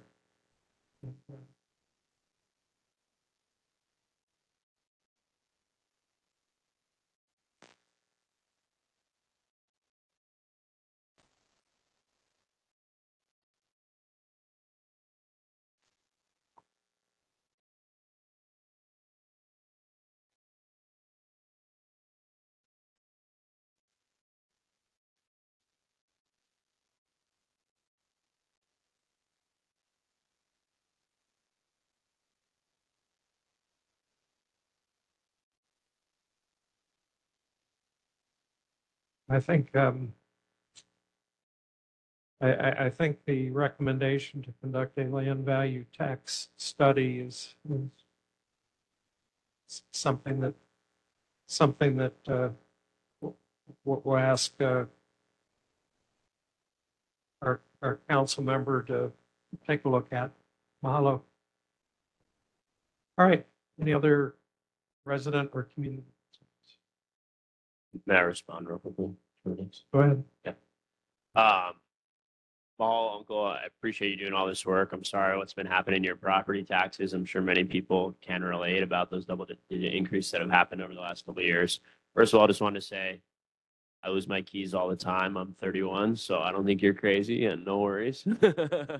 I think I lost my wallet coming from the farmer's market to over here, so you know it happens. But yeah, I think that yes, there's these inconsistencies that seem to be kind of common in the property tax assessments, but I think we actually have a bigger issue, which is like about the way that the system of property taxes works itself. I know that council member Kia Aina has some updates about some of the work that they've been doing to provide some relief to some of our families that need it most, and some amendments that they're trying to make at the council. But I think at some point, you know, we're actually not the only community that's experienced this in the last couple of years, but we are one of the ones that's being hit the hardest, particularly for families that have lived here for a very long time and continue to see our property taxes and therefore cost of living drive up by forces that are really outside of our control. And it is getting to the point of both causing displacement and also making it harder for people of my generation who are younger and are trying to continue to live here and establish their lives here, or come back from school and stop the brain drain that we experience. It makes those kind of choices hard or impossible. And I think we really need to look at the system itself and some larger systemic changes that probably have to happen at the council level and the state level. So I just want to say I really empathize with what you're going through.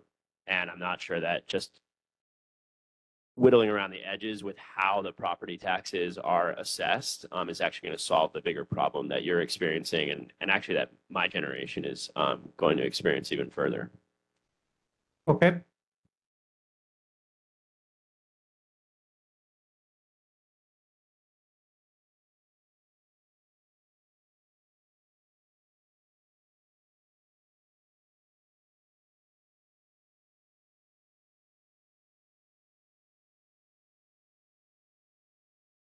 Well,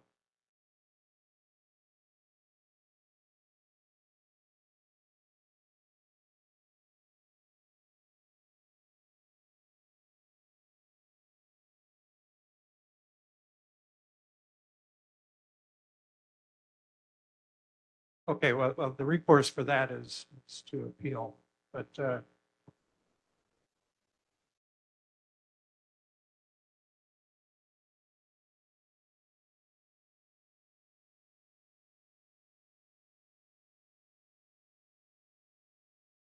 I think your petition is a good idea. Okay, we'll move on to the next order of business, which are reports from our elected officials. The order is random each month. This month we start with Representative Natalia Hussey-Burdick. All right, aloha everybody.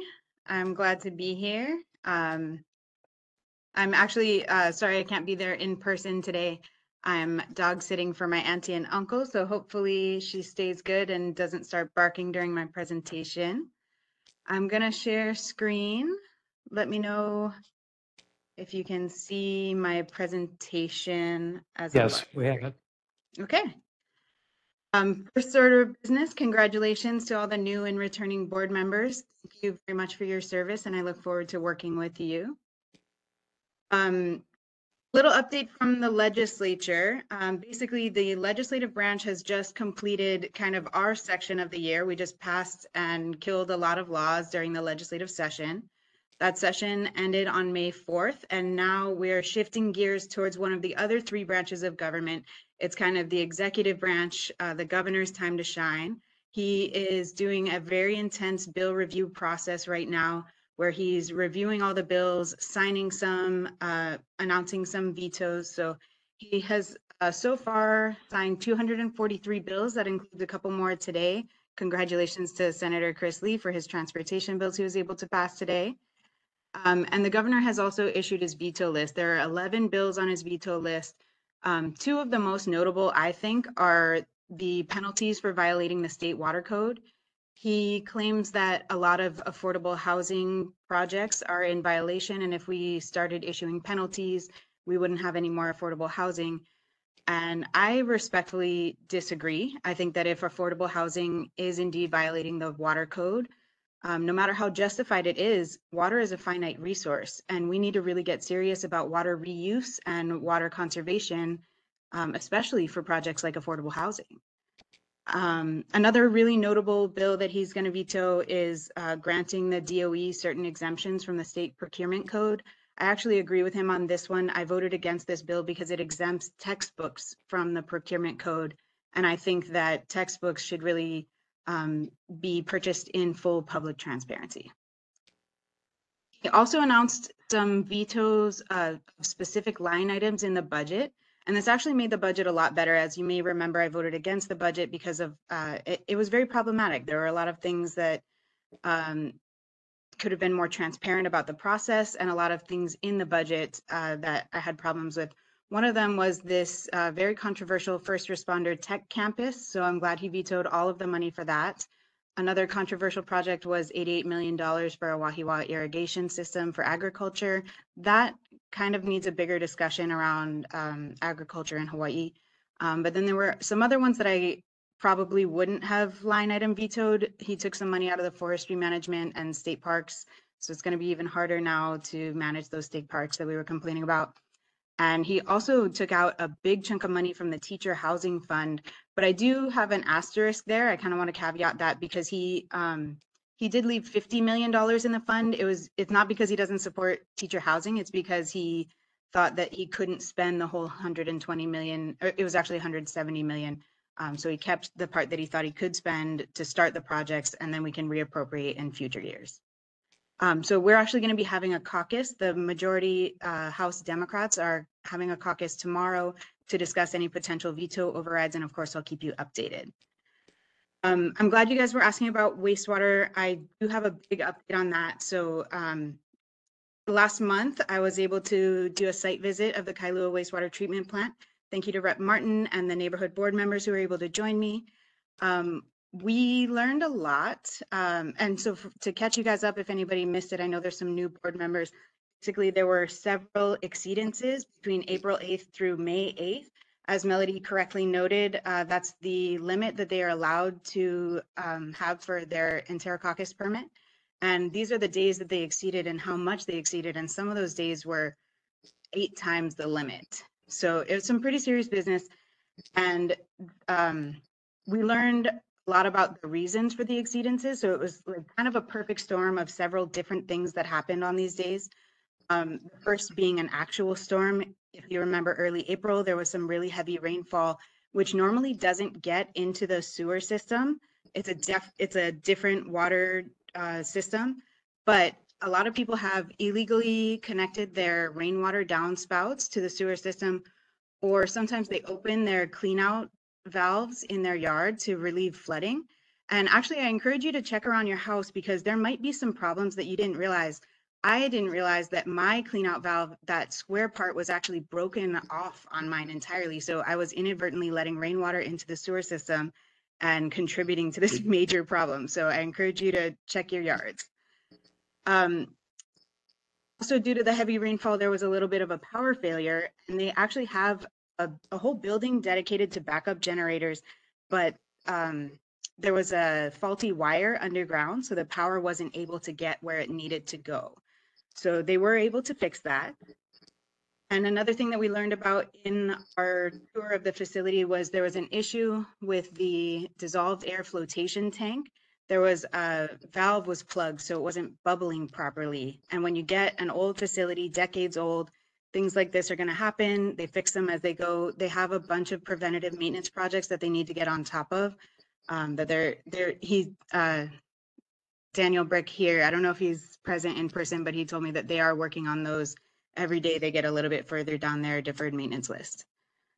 There was another issue with the polymer dose. They had contracted a different brand of polymer, and it came in a different concentration than they were used to. So as soon as they realized that, they changed the dose. That was another easy fix, but all of these things kind of compounded and happened at the same time, leading to some major exceedances. And there was also a leaky pipe on the property, but they assured me that this was not part of the reason for the exceedances. They replaced the pipe, but the pipe was leaking into an underground tunnel, which was one of their, that's one of the redundancies built into the system so that the water, if there is leaks, doesn't get out into the environment.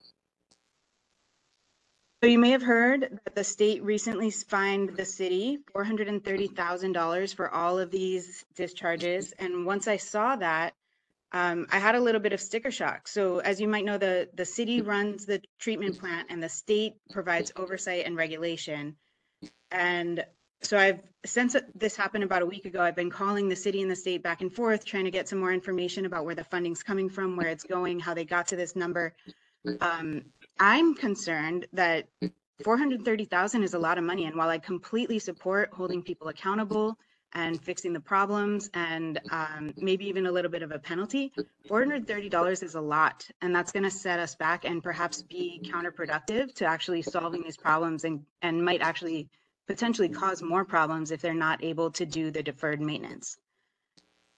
So share those concerns with the DOH, and they acknowledge those concerns, said they have similar concerns, but those numbers are based off the Attorney General penalty policy, which is kind of like listed out almost like a receipt where it's like, if this happens, then that much. And I've requested them to present to Livani's subcommittee. Hopefully we can get them at the August 10th meeting to kind of break down how they got to that number. It was like 7 counts of X, 32 counts of Y. So I would like to have them present that to you. Ann Brick from the city and county side assured me that this money is not coming out of their deferred maintenance fund, so it should not directly impact their deferred maintenance ability. Although that is a big chunk of money that somebody's going to have to supplant somewhere in the budget. So I did ask where it's going. I asked where it's coming from. All he could tell me was that it's not from the deferred maintenance fund.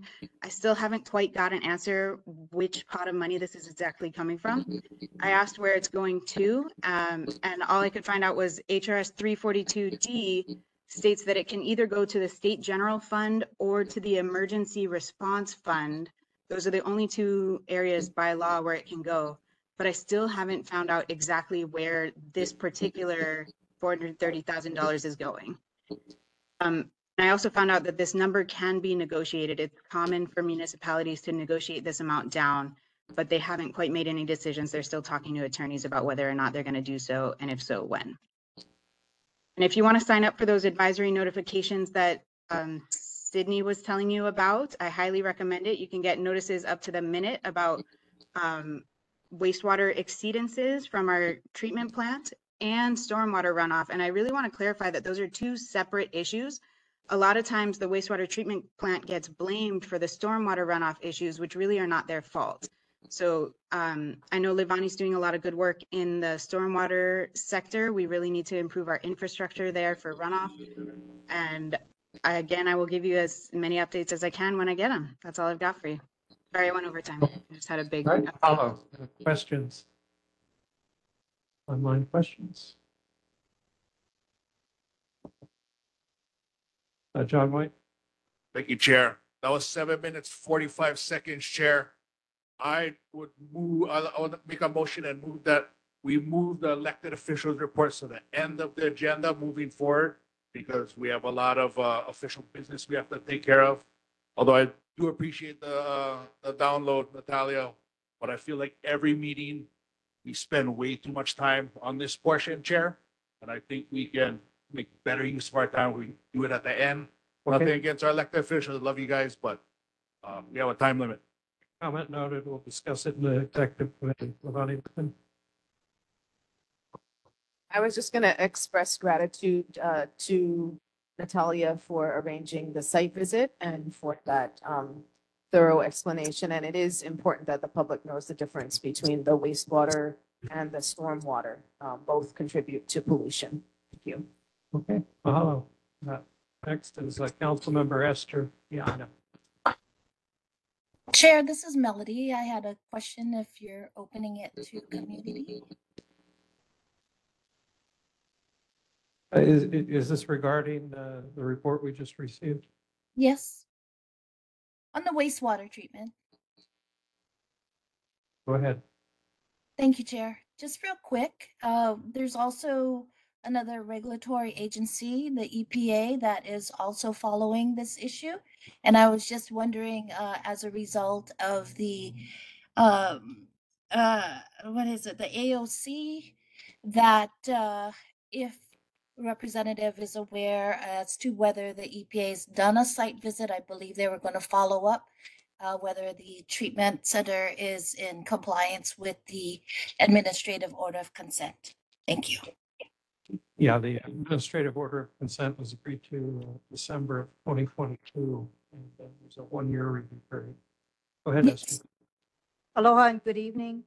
First, as everyone knows, Mr. Hugh had a thick binder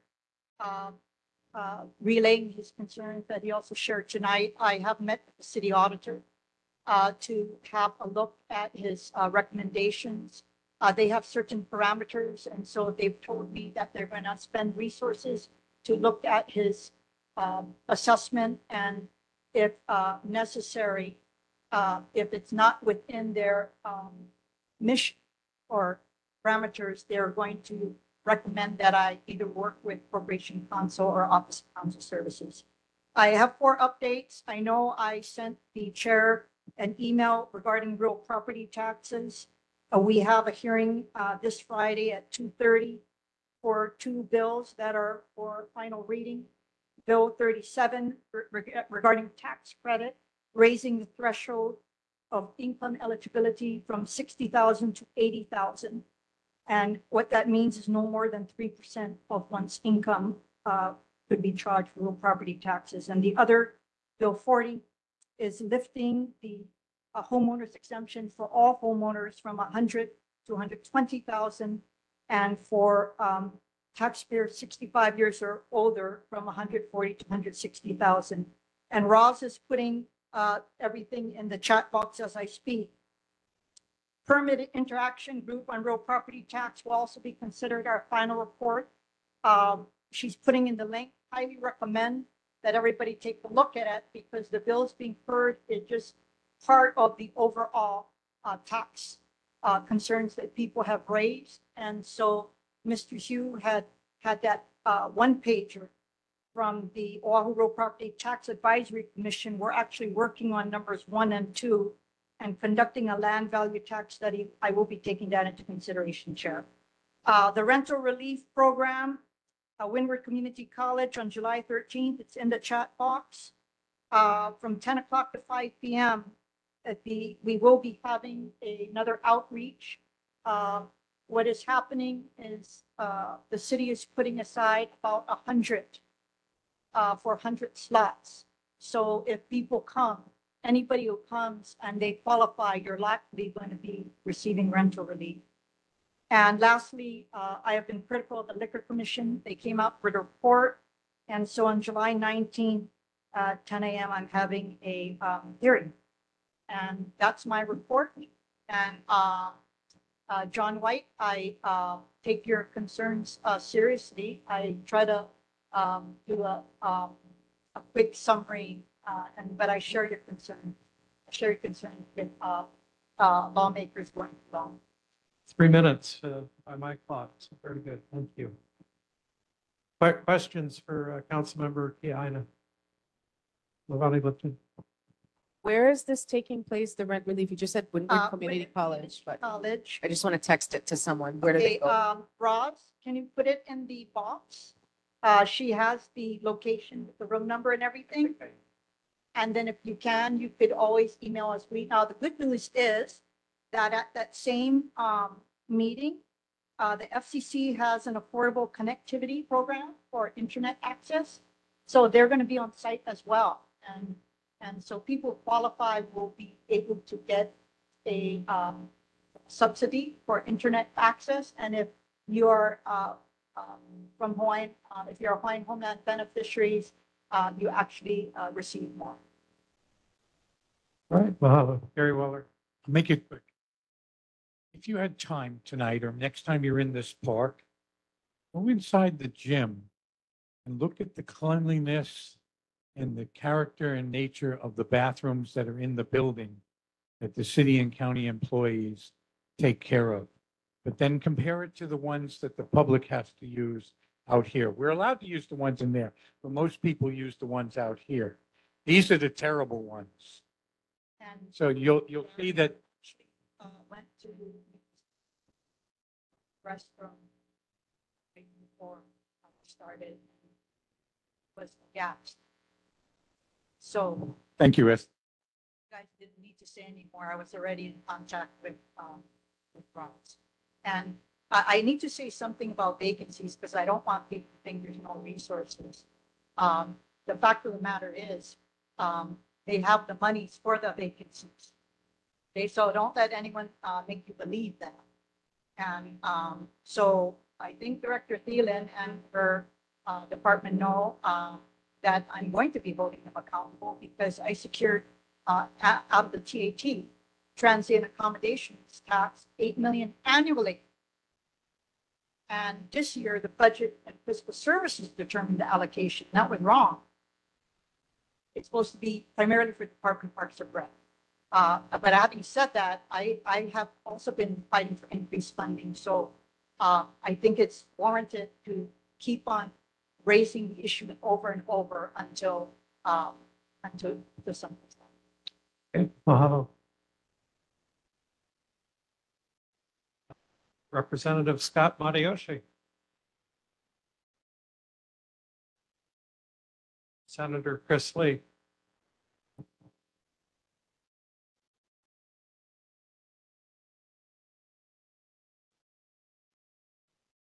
Thanks, everybody. Appreciate the time.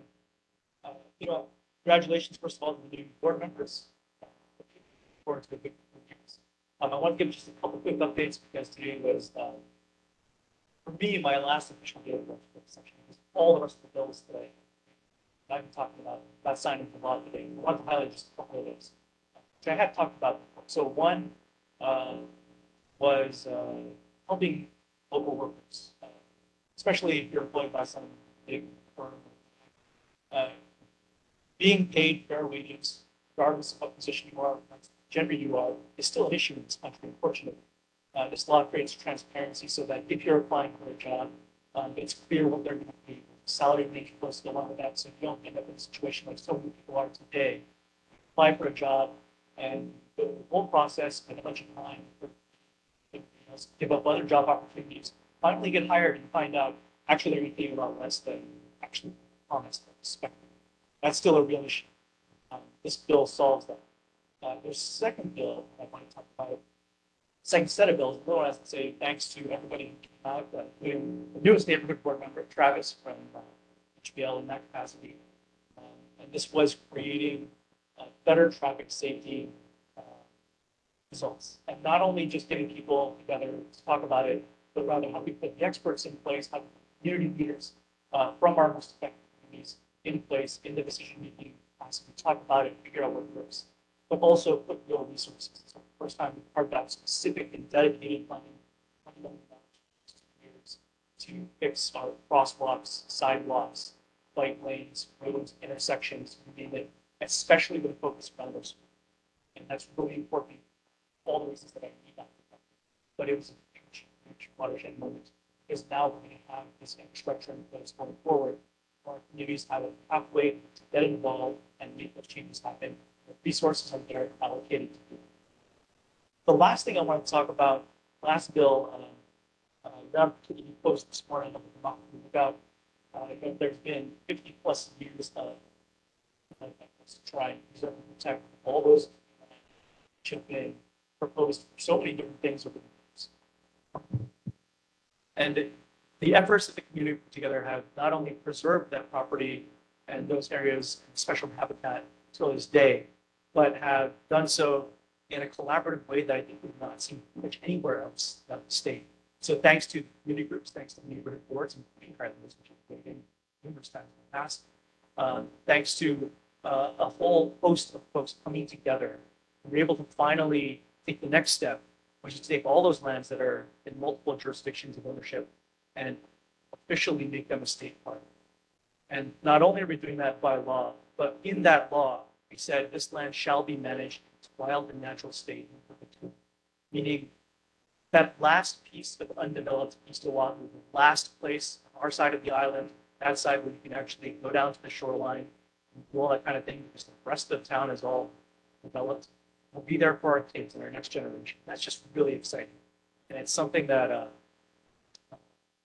I just can't be proud enough of our community for, because it truly was any effort, a village making this happen, come together over multiple generations. And we're not done. There's way more work to do. Restoring that habitat, making the roads safer, making sure that people have access, and making sure that all the impacts from tourism and those kinds of things that affect everywhere is properly managed.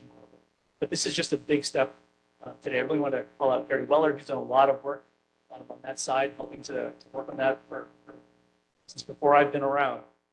So it's a huge win. Congratulations, Gary. Congratulations to our community and everybody who worked so hard to make it happen. With that, to answer any questions. All right, mahalo. Questions? Gary Weller. It's more of a thank you. I really wanted to thank you for today. It was a pleasure meeting the governor and listening to his comments and being part of that whole opportunity today. I thought you gave a wonderful speech there. So the governor did something that was amazing to me today. We gave him a Kaiwi Coalition t-shirt. He immediately took his shirt off, his suit coat off, was there putting our t-shirt on, and he wore the t-shirt, put his coat back on, and talked the whole ceremony with the Save Kaiwi Coalition t-shirt. So it very much impressed me, Chris. You know, you're a good friend of his, so if you get to see him, tell him I was really pleased. Thank you. All right, other questions? Travis. Kind of echoing Gary, more of a thank you for your efforts and continuing to champion the Safe Streets movement. Today was certainly a big win and a big step in the right direction, and I look forward to working with you to keep that momentum going. Thanks. Okay, mahalo, Chris. Thanks, everyone. Senator Jarrett Keohokalole. Aloha, everyone. Oh, aloha, everyone. Chair, members of the board, members of the community. I heard the earlier comment about the legislature section.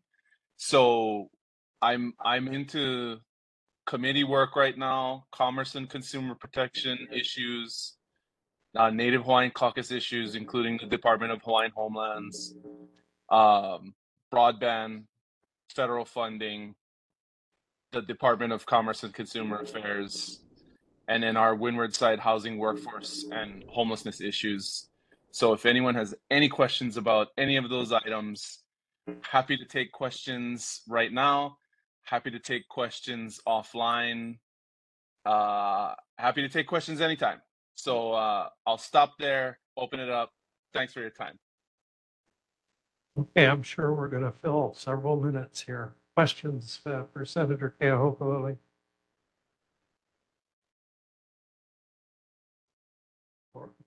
Any questions on that? Mahalo, Senator. Have a good evening. Aloha, everyone. Representative Lisa Martin. Okay, thank you, everyone. On behalf of Rep. Lisa Martin, aloha kako. I just have a few updates.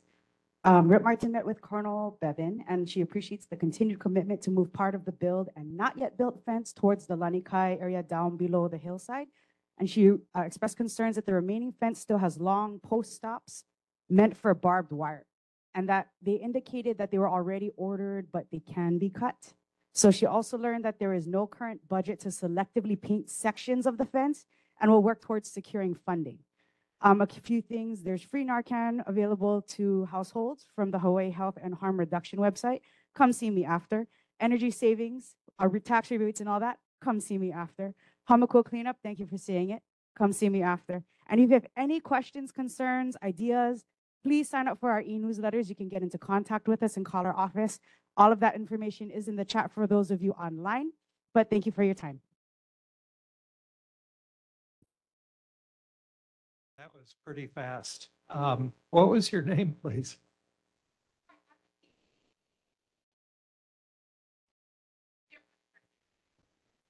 All right, well, that was 1 minute elapsed. Gary Weller. Can you ask Lisa, or maybe you'll do the research? When is the construction going to start on the pillbox, the trail construction and all that? Thank you. Well, and the parallel to that is it's a twofold appropriation. One is the improvements, the other is manage. We're interested in what they're going to do to manage the access.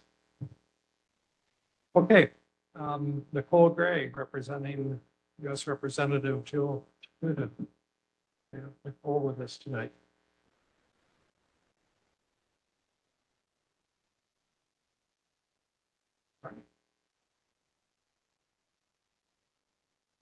Next, we have 4 items of business that pertain to rules. First is meeting determination, date, time, and location for the period August until next June. Would anyone like to make a motion that we continue first Thursday of the month at 7 p.m. at Kailua District Park? Gary, seconded by Steve Trecker. Any discussion?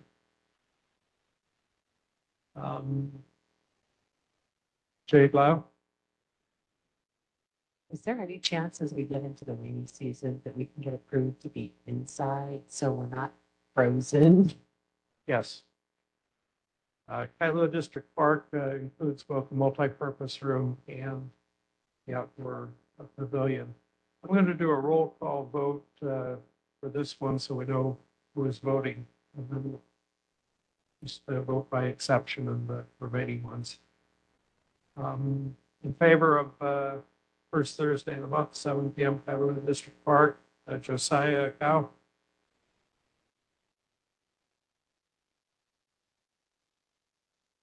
Travis Council. Yes. Yes. Amber Granite. Yes. Yes. Kellyanne Kobayashi. Yes. David Laea. Yes. Yes. Jade Lau. Yes. Yes. Mike Lee. Yes. Lavani Lipton. Yes. Yes. Shauna Moschler. Harold Miyashiro. Kate Ryder. Claudine Tomasa. Yes. Steve Trecker. Yes. Evan Weber. Yes. Gary Weller. Yes. John White. Translates to yes. Donna Wong. Jeff Zuckernick. Chair votes yes. Passes unanimously. 13 votes. The next item is a determination of board recess schedule. Traditionally, put the regular meeting on recess in January, because the first Thursday in January could be very close to New Year's Day.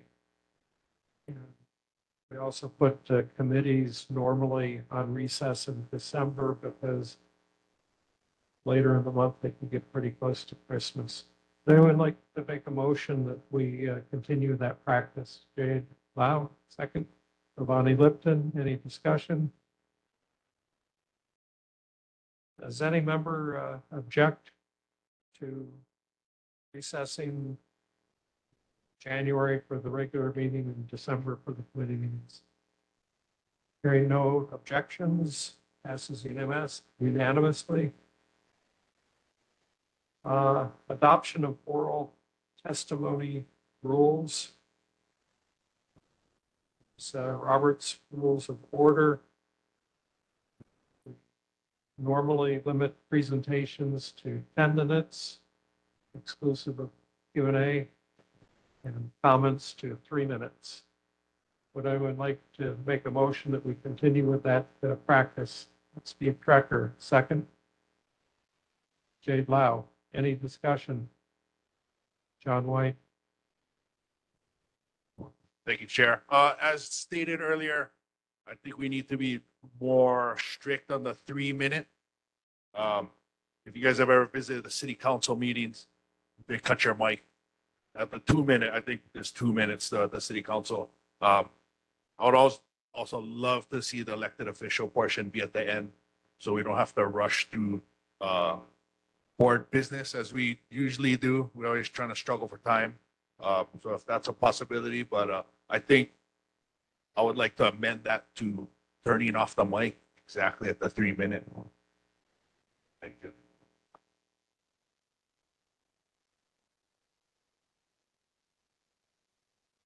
I think we'll defer that suggestion to the executive committee for consideration. Other discussion? Jade Lau. I just want to add to that, at a minimum, we have the timer go off, because that seems to be effective in the times we remember to start it.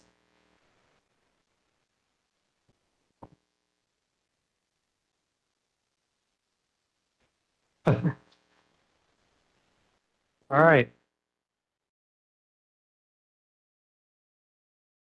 David Laya. I think I don't want it to be so rigid as to making the 3 minute rule so hard fast, because in some cases we have no representative showing up, so there's an extra time available. More importantly to me is some clarity on exactly what the legislative actions are and what the proposals and what they're actually working on for this community.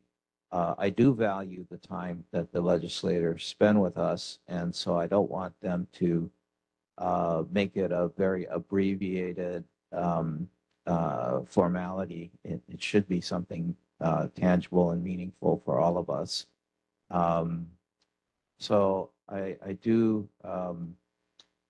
I guess I'm not as concerned about whether it's 3 minutes or 2 minutes or 7 minutes or what have you. More important, want the content. When Andrea did, or I'm sorry, I used the right word, name, did her thing. It was helpful to have the PowerPoint and to have some clarity about what the issues are that are being addressed at the legislative level. So that's just my input. All right, other discussion on the motion? Yeah, call for the vote. Anyone object to continuing the 10-minute and 3-minute rule? It passes unanimously. Next item is a motion to retain committees, subcommittees, and their membership. Jade Lau, do you wish to retain all of our existing committees and subcommittees? Is there a second? Steve Trecker. Any discussion? Evan Weber? Yeah, just for new members, obviously, some of us will probably get on committees, so just question on process there as far as this motion. This is to continue the existing committees and subcommittees, which public safety, public health, civil defense committee. I got it. It was just, I know that we have the committee member. Yeah, whatever. It was just a wording thing, I think, in terms of their membership as well. So, yeah, but it's all good. Yeah, that's later in the agenda. All right, call for the vote. Does anyone oppose this motion? Hearing none, passes unanimously. Next item is reports from members who attended other meetings. Any board members? Any reports to make? Very well. I'm going to make it really quick. I attended a meeting on public television that discussed putting the landfill here in Kailua again. And it was a panel. It had the from the Board of Water Supplies, myself, Environmental Services, and a lady from Kapolei from their Chamber of Commerce. And so I did that at the beginning of June. And then today I was at the governor's dedication of those 3 bills that Chris Lee talked about. So those, and I attended the meeting with Lavani over at the sewage treatment plant. All these items are critical to the health and betterment of the state and Kailua. Thank you.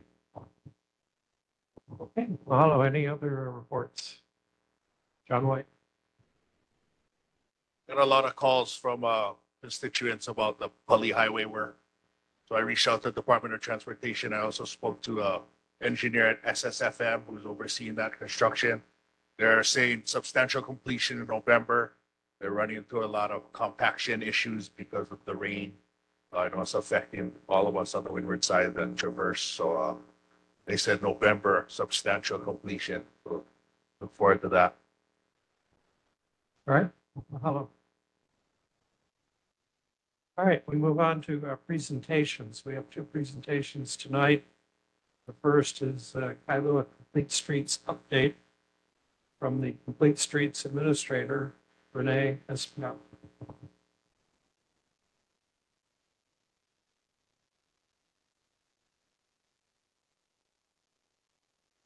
Good evening, Chair. Can you hear me and see my screen? Yes, all set. Mahalo. Wonderful. Thank you for having me and other members of the board, members of the public.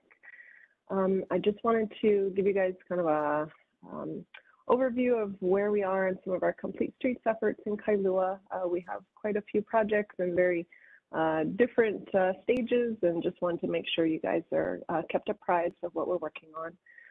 For those who are less familiar with our program, we basically implement a 2012 city and county law that requires complete streets basically every time we touch a roadway. So one of the big ways that we implement complete streets at the city is sort of through our paving program. So a lot of the work we do is sort of setting the groundwork for what those changes are going to be for when we do eventually come through, which we of course always will. There are many goals for complete streets, but the number one really being safety. Sort of a recurring theme through our projects is kind of follows 2 principles on how to design safe streets for all users. The first principle really is that people who are not driving, people who are on foot or on bicycle, really need their own space. If you have a person on foot, a person driving, I think pretty much 100 times out of 100, the person in the car is going to win that. So we have to make dedicated space for people. And then the second kind of main principle that we always follow is that once that space has been defined, we also need to limit opportunities for speeding for whenever there are crashes. We all know humans are imperfect and do make mistakes, and we just want to reduce the risk of when those incidents do occur. So you'll sort of see these recurring goals throughout all of our projects. Going back, I don't know, 5-6 years or so, right when our program was really ramping up, we selected a number of kind of the busiest corridors in Kailua town for complete streets plans. They're highlighted here in yellow. They should look familiar to many of those who are part of this planning process. We went through a number of technical studies and a really in-depth outreach process to come up with plans, identify what the issues are, and come up with solutions that the community was excited about. Just, kind of summarizing some of the big themes, we've pulled some quotes from our outreach process, people wanting bike improvements, pedestrian improvements, kind of throughout the Kailua town core. We also look at adopted plans. This is from our Oahu bike plan. You can see the purple are protected bikeways that are recommended. Really a lot of desired new bike facilities on existing streets. And then we also have a relatively new pedestrian plan that has sort of done the same thing for pedestrians. And you can see the map on the right here shows all these red lines that are lacking sidewalks in Kailua. Being an older community, it is a particularly acute problem. And then the map on the left, upper left, actually shows our highest pedestrian injury locations. So seeing those really along Ku'ulei and Kailua roads. And then we have recently been doing more work kind of around Vision Zero with a goal of eliminating traffic fatalities and injuries. And again, are kind of going through our crash data and sort of seeing the same sort of patterns come up again and again on Ku'ulei and Kailua Road. You know, not surprising, they're sort of the busiest places where you have a lot of vehicles and a lot of pedestrians, and really just a lot of potential for conflict, especially given the way the streets are currently designed. So getting into specific updates on the projects that we talked about through that process. The roundabout, I know it came up earlier. I'm sorry, I'm not the project manager for this. I really am a messenger. But we are currently in phase 2 of 9 of that construction project. It is the longest phase, and the contractor is coming up on completing curbs and gutters, speed tables, and the rain gardens as part of that phase. This is a 2-year project that basically started around the new year. And so it's planned to go through the end of December, but I will refer folks to this website here. There is much more specific updates, particularly on traffic detours and everything as those phases continue. I also want to provide an update on this crosswalk on Oneava.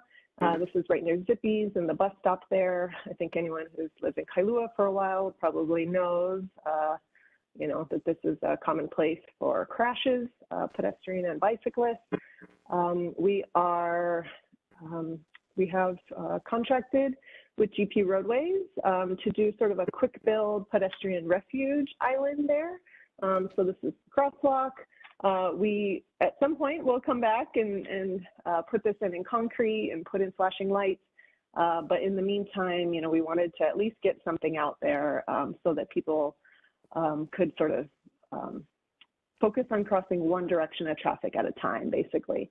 What we're going to do here is we'll trap the left, you know, right past Zippy's. You'll either have to turn into the Zippy's driveway or that small street there. And we don't anticipate any traffic impacts with this, as that left turn at Kailua and Ku'ulei very rarely has more than a few cars in it.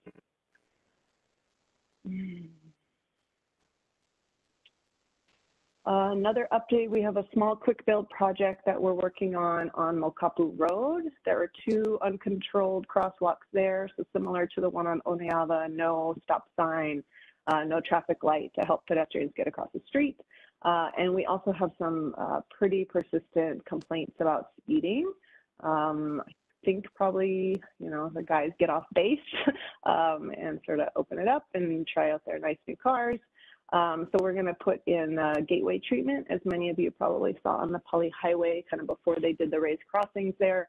It's sort of the fastest thing that we can do to help the kids at least get across the street. We hope a little bit safer in the mornings until we can come in with something more kind of capital intensive. Bigger projects, we are currently in procurement for a planning process for Keolu Drive. We've also added this kind of secondary loop here on Vana'au, Awakea, Kealakea, and Poku. As I know you guys know, this is sort of a, you know, a back route for bicyclists there. We always have bicyclists trying to cross Vana'au at Awakea, not necessarily the best accommodations currently. You know, we know Vana'au has missing sidewalks on the turn here. And then Keolu Drive has some pretty persistent speeding problems that honestly go back decades, despite our efforts to, you know, reduce the number of lanes. We're still seeing much higher speeding than we would like to on that corridor. And of course, everyone's familiar with the unfortunate traffic fatalities that we've had in the past few years. There will be a full community outreach process for that, like there was for the complete street corridors kind of in the Kailua town area. Some of the stuff we're going to be looking at is better bike facilities. You know, we have lots of schools on this loop. Wouldn't it be wonderful if our kids could ride to school safely? Traffic calming to address the speeding, and some crosswalk upgrades. We are federalizing this project. There is historic levels of federal transportation funding available right now, and so we are going to leverage that.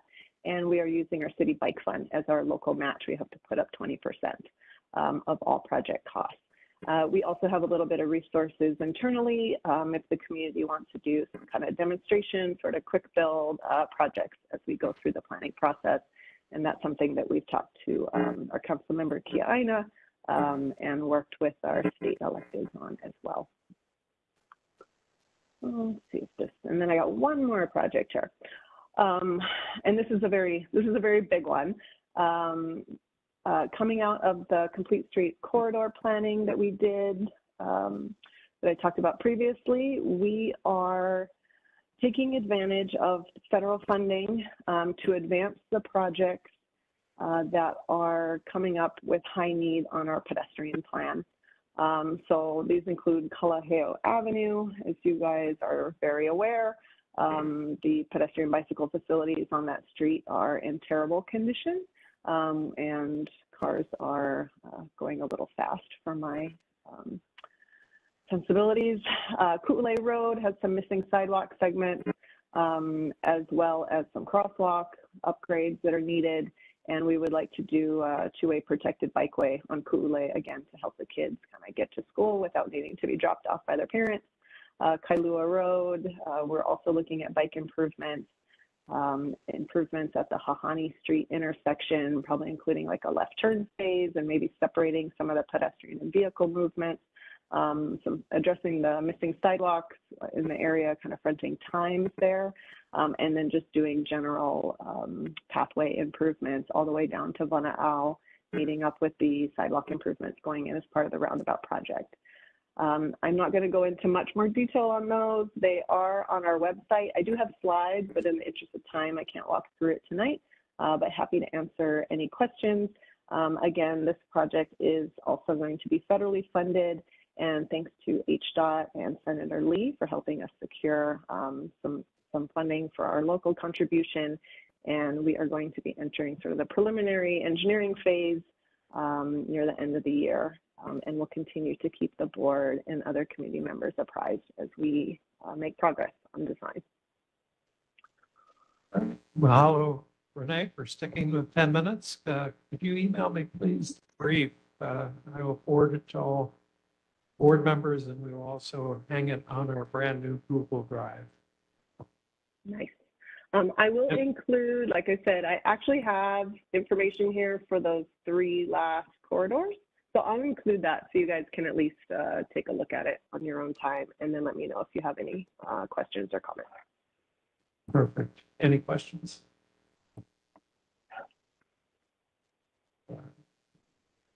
Very well. Two questions for you.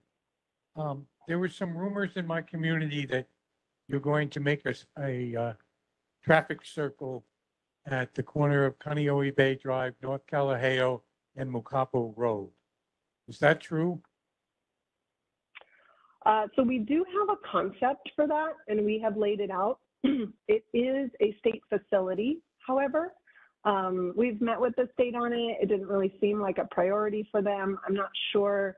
I don't think it's a high crash location for them. So it is not currently budgeted in our Kalaheo Avenue project. But if that's something that the community feels strongly about, we could look at it, come up with a cost estimate and seek funding and try to work with the state and make sure that they would be amenable. You know, it is feasible. It fits. I still don't like the way it doesn't address the left turn into the Nico's kind of professional center there. So still needs some development. But I can certainly direct you to that if you want to look at the concept that we've laid out. Well, I don't recall seeing a presentation on that. And I hear that you gave a presentation on that traffic circle to the Kaneohe Neighborhood Board, which really infuriated me. So- No, it was part of the Complete Streets presentation 2 years ago. It was. So my neighborhood does not want it. So that's one thing. And then two, are you learning anything in this project that you're doing near Lani Kai? Because tonight we heard from a community that people are always going to find an easy way around a detour. And in the process of your projects of changing the way people do things, it's impacting neighborhoods very negatively. When he told me that 4,000 cars have been diverted to his little neighborhood road now because of this project, I don't think the project's worth it anymore. So to disrupt an entire neighborhood because you're doing these projects because you can get federal funds to do them, I'm not quite sure if that's a good idea or not. And so my neighborhood does not want the disruption, especially since we have such tremendous traffic going in and out of the back gate of Kaneohe Marine Base every single morning. So any disruption of traffic in that intersection there is going to be very destructive. But I just wanted to let you know that right from the beginning.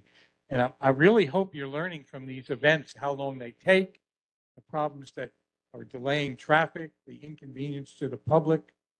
And I'm not quite sure yet whether any of it's needed. So I'm on the other side of the street of this, for as long as I can remember, since 1974, people have had no problem walking on the asphalt or the grass or whatever the invisible sidewalks are here in Kailua. So why we need all this fancy stuff, I'm not quite sure. And it could be, in my mind, a waste of money. So I just wanted to express that opinion to you. Thank you. Steve Trekker. I have two questions. First one is with respect to the roundabout at Palapwai Market. Is that ahead of schedule, on schedule, behind schedule in terms of timing of completion? So we're about a month behind because of the EV signs. I will say the project, I'm not sure if they're going to find more, but the project was certainly prepared. They had all their archaeological, sort of inventory plans kind of ready to go. So 1 month is, pretty quick turnaround, honestly, based on that issue. But I think they can actually make it up. So we're generally still on task, but that did sort of squeeze the schedule a bit. And the second question follows up on that. What was the solution that was undertaken with regard to the finding of the EV? Was it? So there was previously a location identified with the lineal descendants in case there was a finding, and it's to relocate them to the nearby commercial center in the corner of the parking lot there, where the Sunshine Shack is or whatever it is now. So that was sort of prearranged with the families, and I believe, although, like I said, I'm not the expert on the project, that is the plan that's moving forward. Thank you. No problem. Can I jump in? I wanted to find out if you have any plans for the Kapa'a Quarry road, the whole circle around Kainui Marsh. I didn't see anything planned for a bike path or anything like that in your presentation. We do not currently have anything planned there. I'm trying to look at look back at the bike plan map, see if it's on there. Sorry. Let me get that. Here we go. Okay, so this shows. So it's proposing the bike plan as a shared roadway until there's a marsh path project. It's Senator Lee still here? I don't know if that is part of some of the state work that's envisioned in the area. He's left. He left. Okay, that might be something we have to put a pin in, but I can look into it from the city side. We do not currently have anything in the works, but I know Senator Lee's been talking about kind of that marsh area connecting from town through there up to Le Jardin. So there may be some plans in someone's head that are not within the city program, but I can ask him. Okay, Jade Lau. Is that an area of interest and need? It was sort of rumored that there was going to be a development effort around Kailua Marsh and to include bike paths and walking paths, etc. So I was concerned about that plan and thought if there was anything going on, that this would be the time to address that. Yeah, it is not a complete streets project. I think we had a very hard time providing any accommodations near the road, honestly.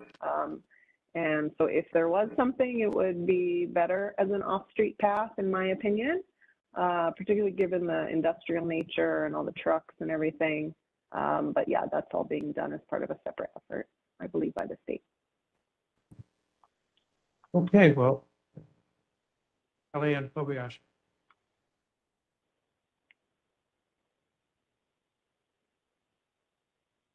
I was just wondering if you had any dates or timelines for the projects that you said were like upcoming, especially like around Kailua Drive.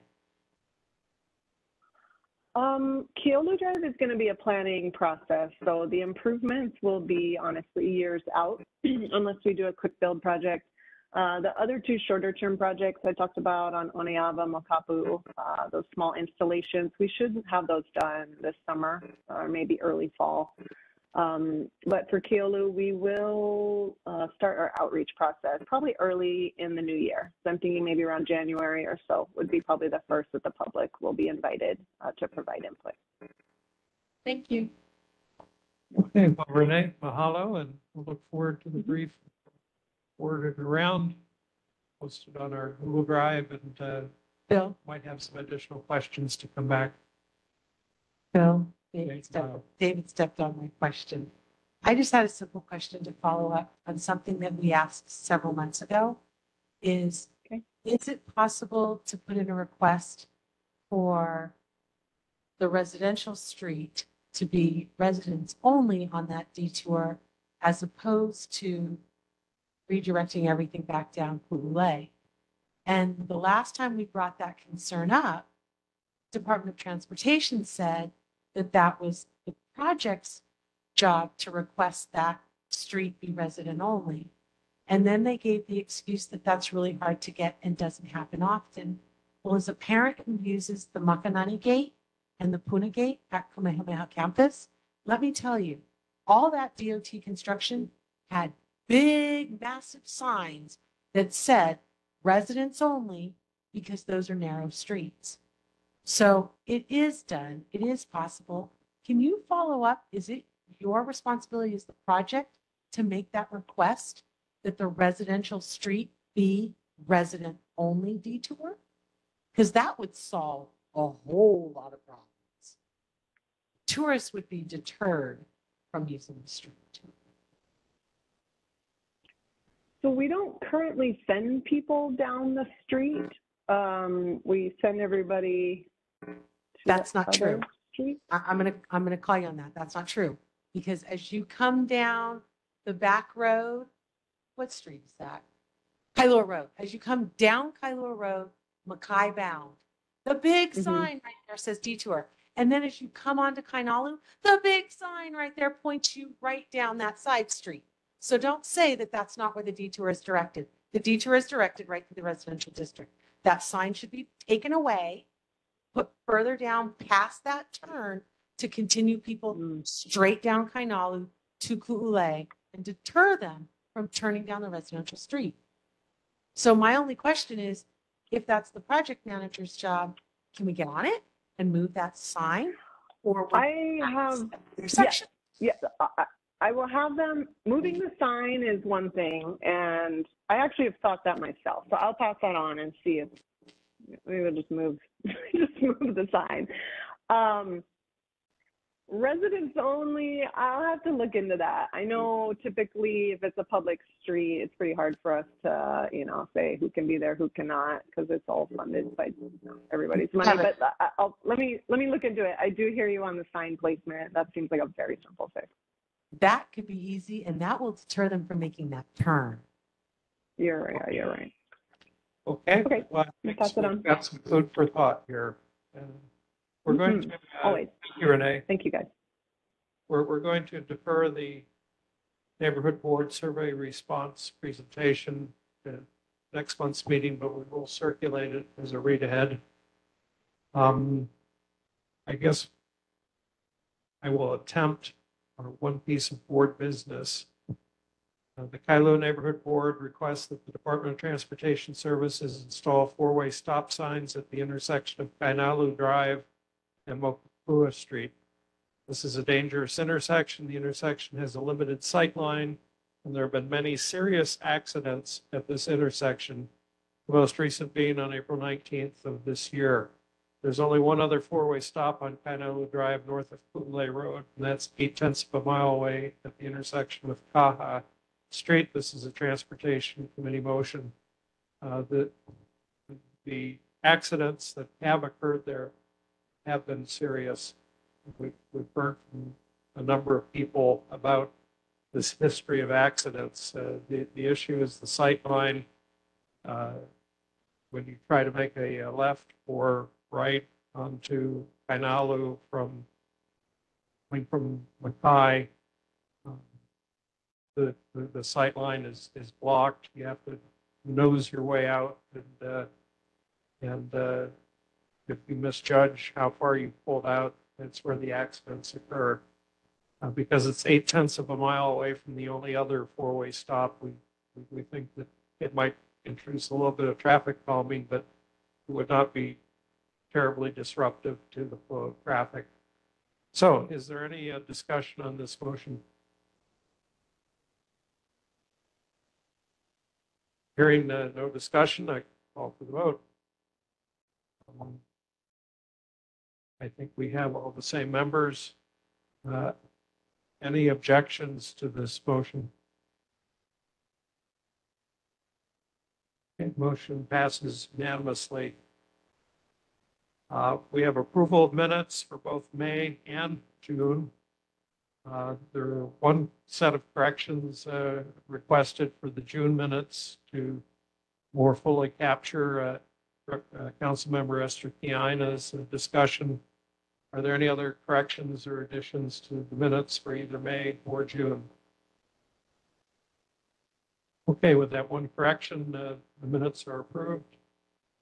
Committee reports. Would any committee chair wish to amplify their written report? Okay. Committee membership. We probably don't have time to do this justice. We're looking for a new chairman for the Parks and Recreation Committee. Any volunteers? Okay, think about it. We're looking for a new chairman of the Public Safety, Public Health, Civil Defense Committee. I'm going to encourage everyone to think about that, and advice from Carol Miyashiro and others to new members is sample our committees. Go ahead and attend the committee meetings and see what you would best align with. The committees are where 80% of our motions come from. That's where the push-ups are done. We're not time constrained like we are in a regular meeting, and so the challenge is to learn about our committees, and the request would be come back next month with at least one committee that you'd be interested in joining. Chair's report, committee agendas are due by July 23rd for August. We All neighborhood boards have been issued a Google Drive to hang meeting materials, agendas, minutes, presentations, things like that. And we will be introducing that between now and the next meeting, and we'll get the link out to everybody. Any other comments? Okay, meeting adjourned at 9:57.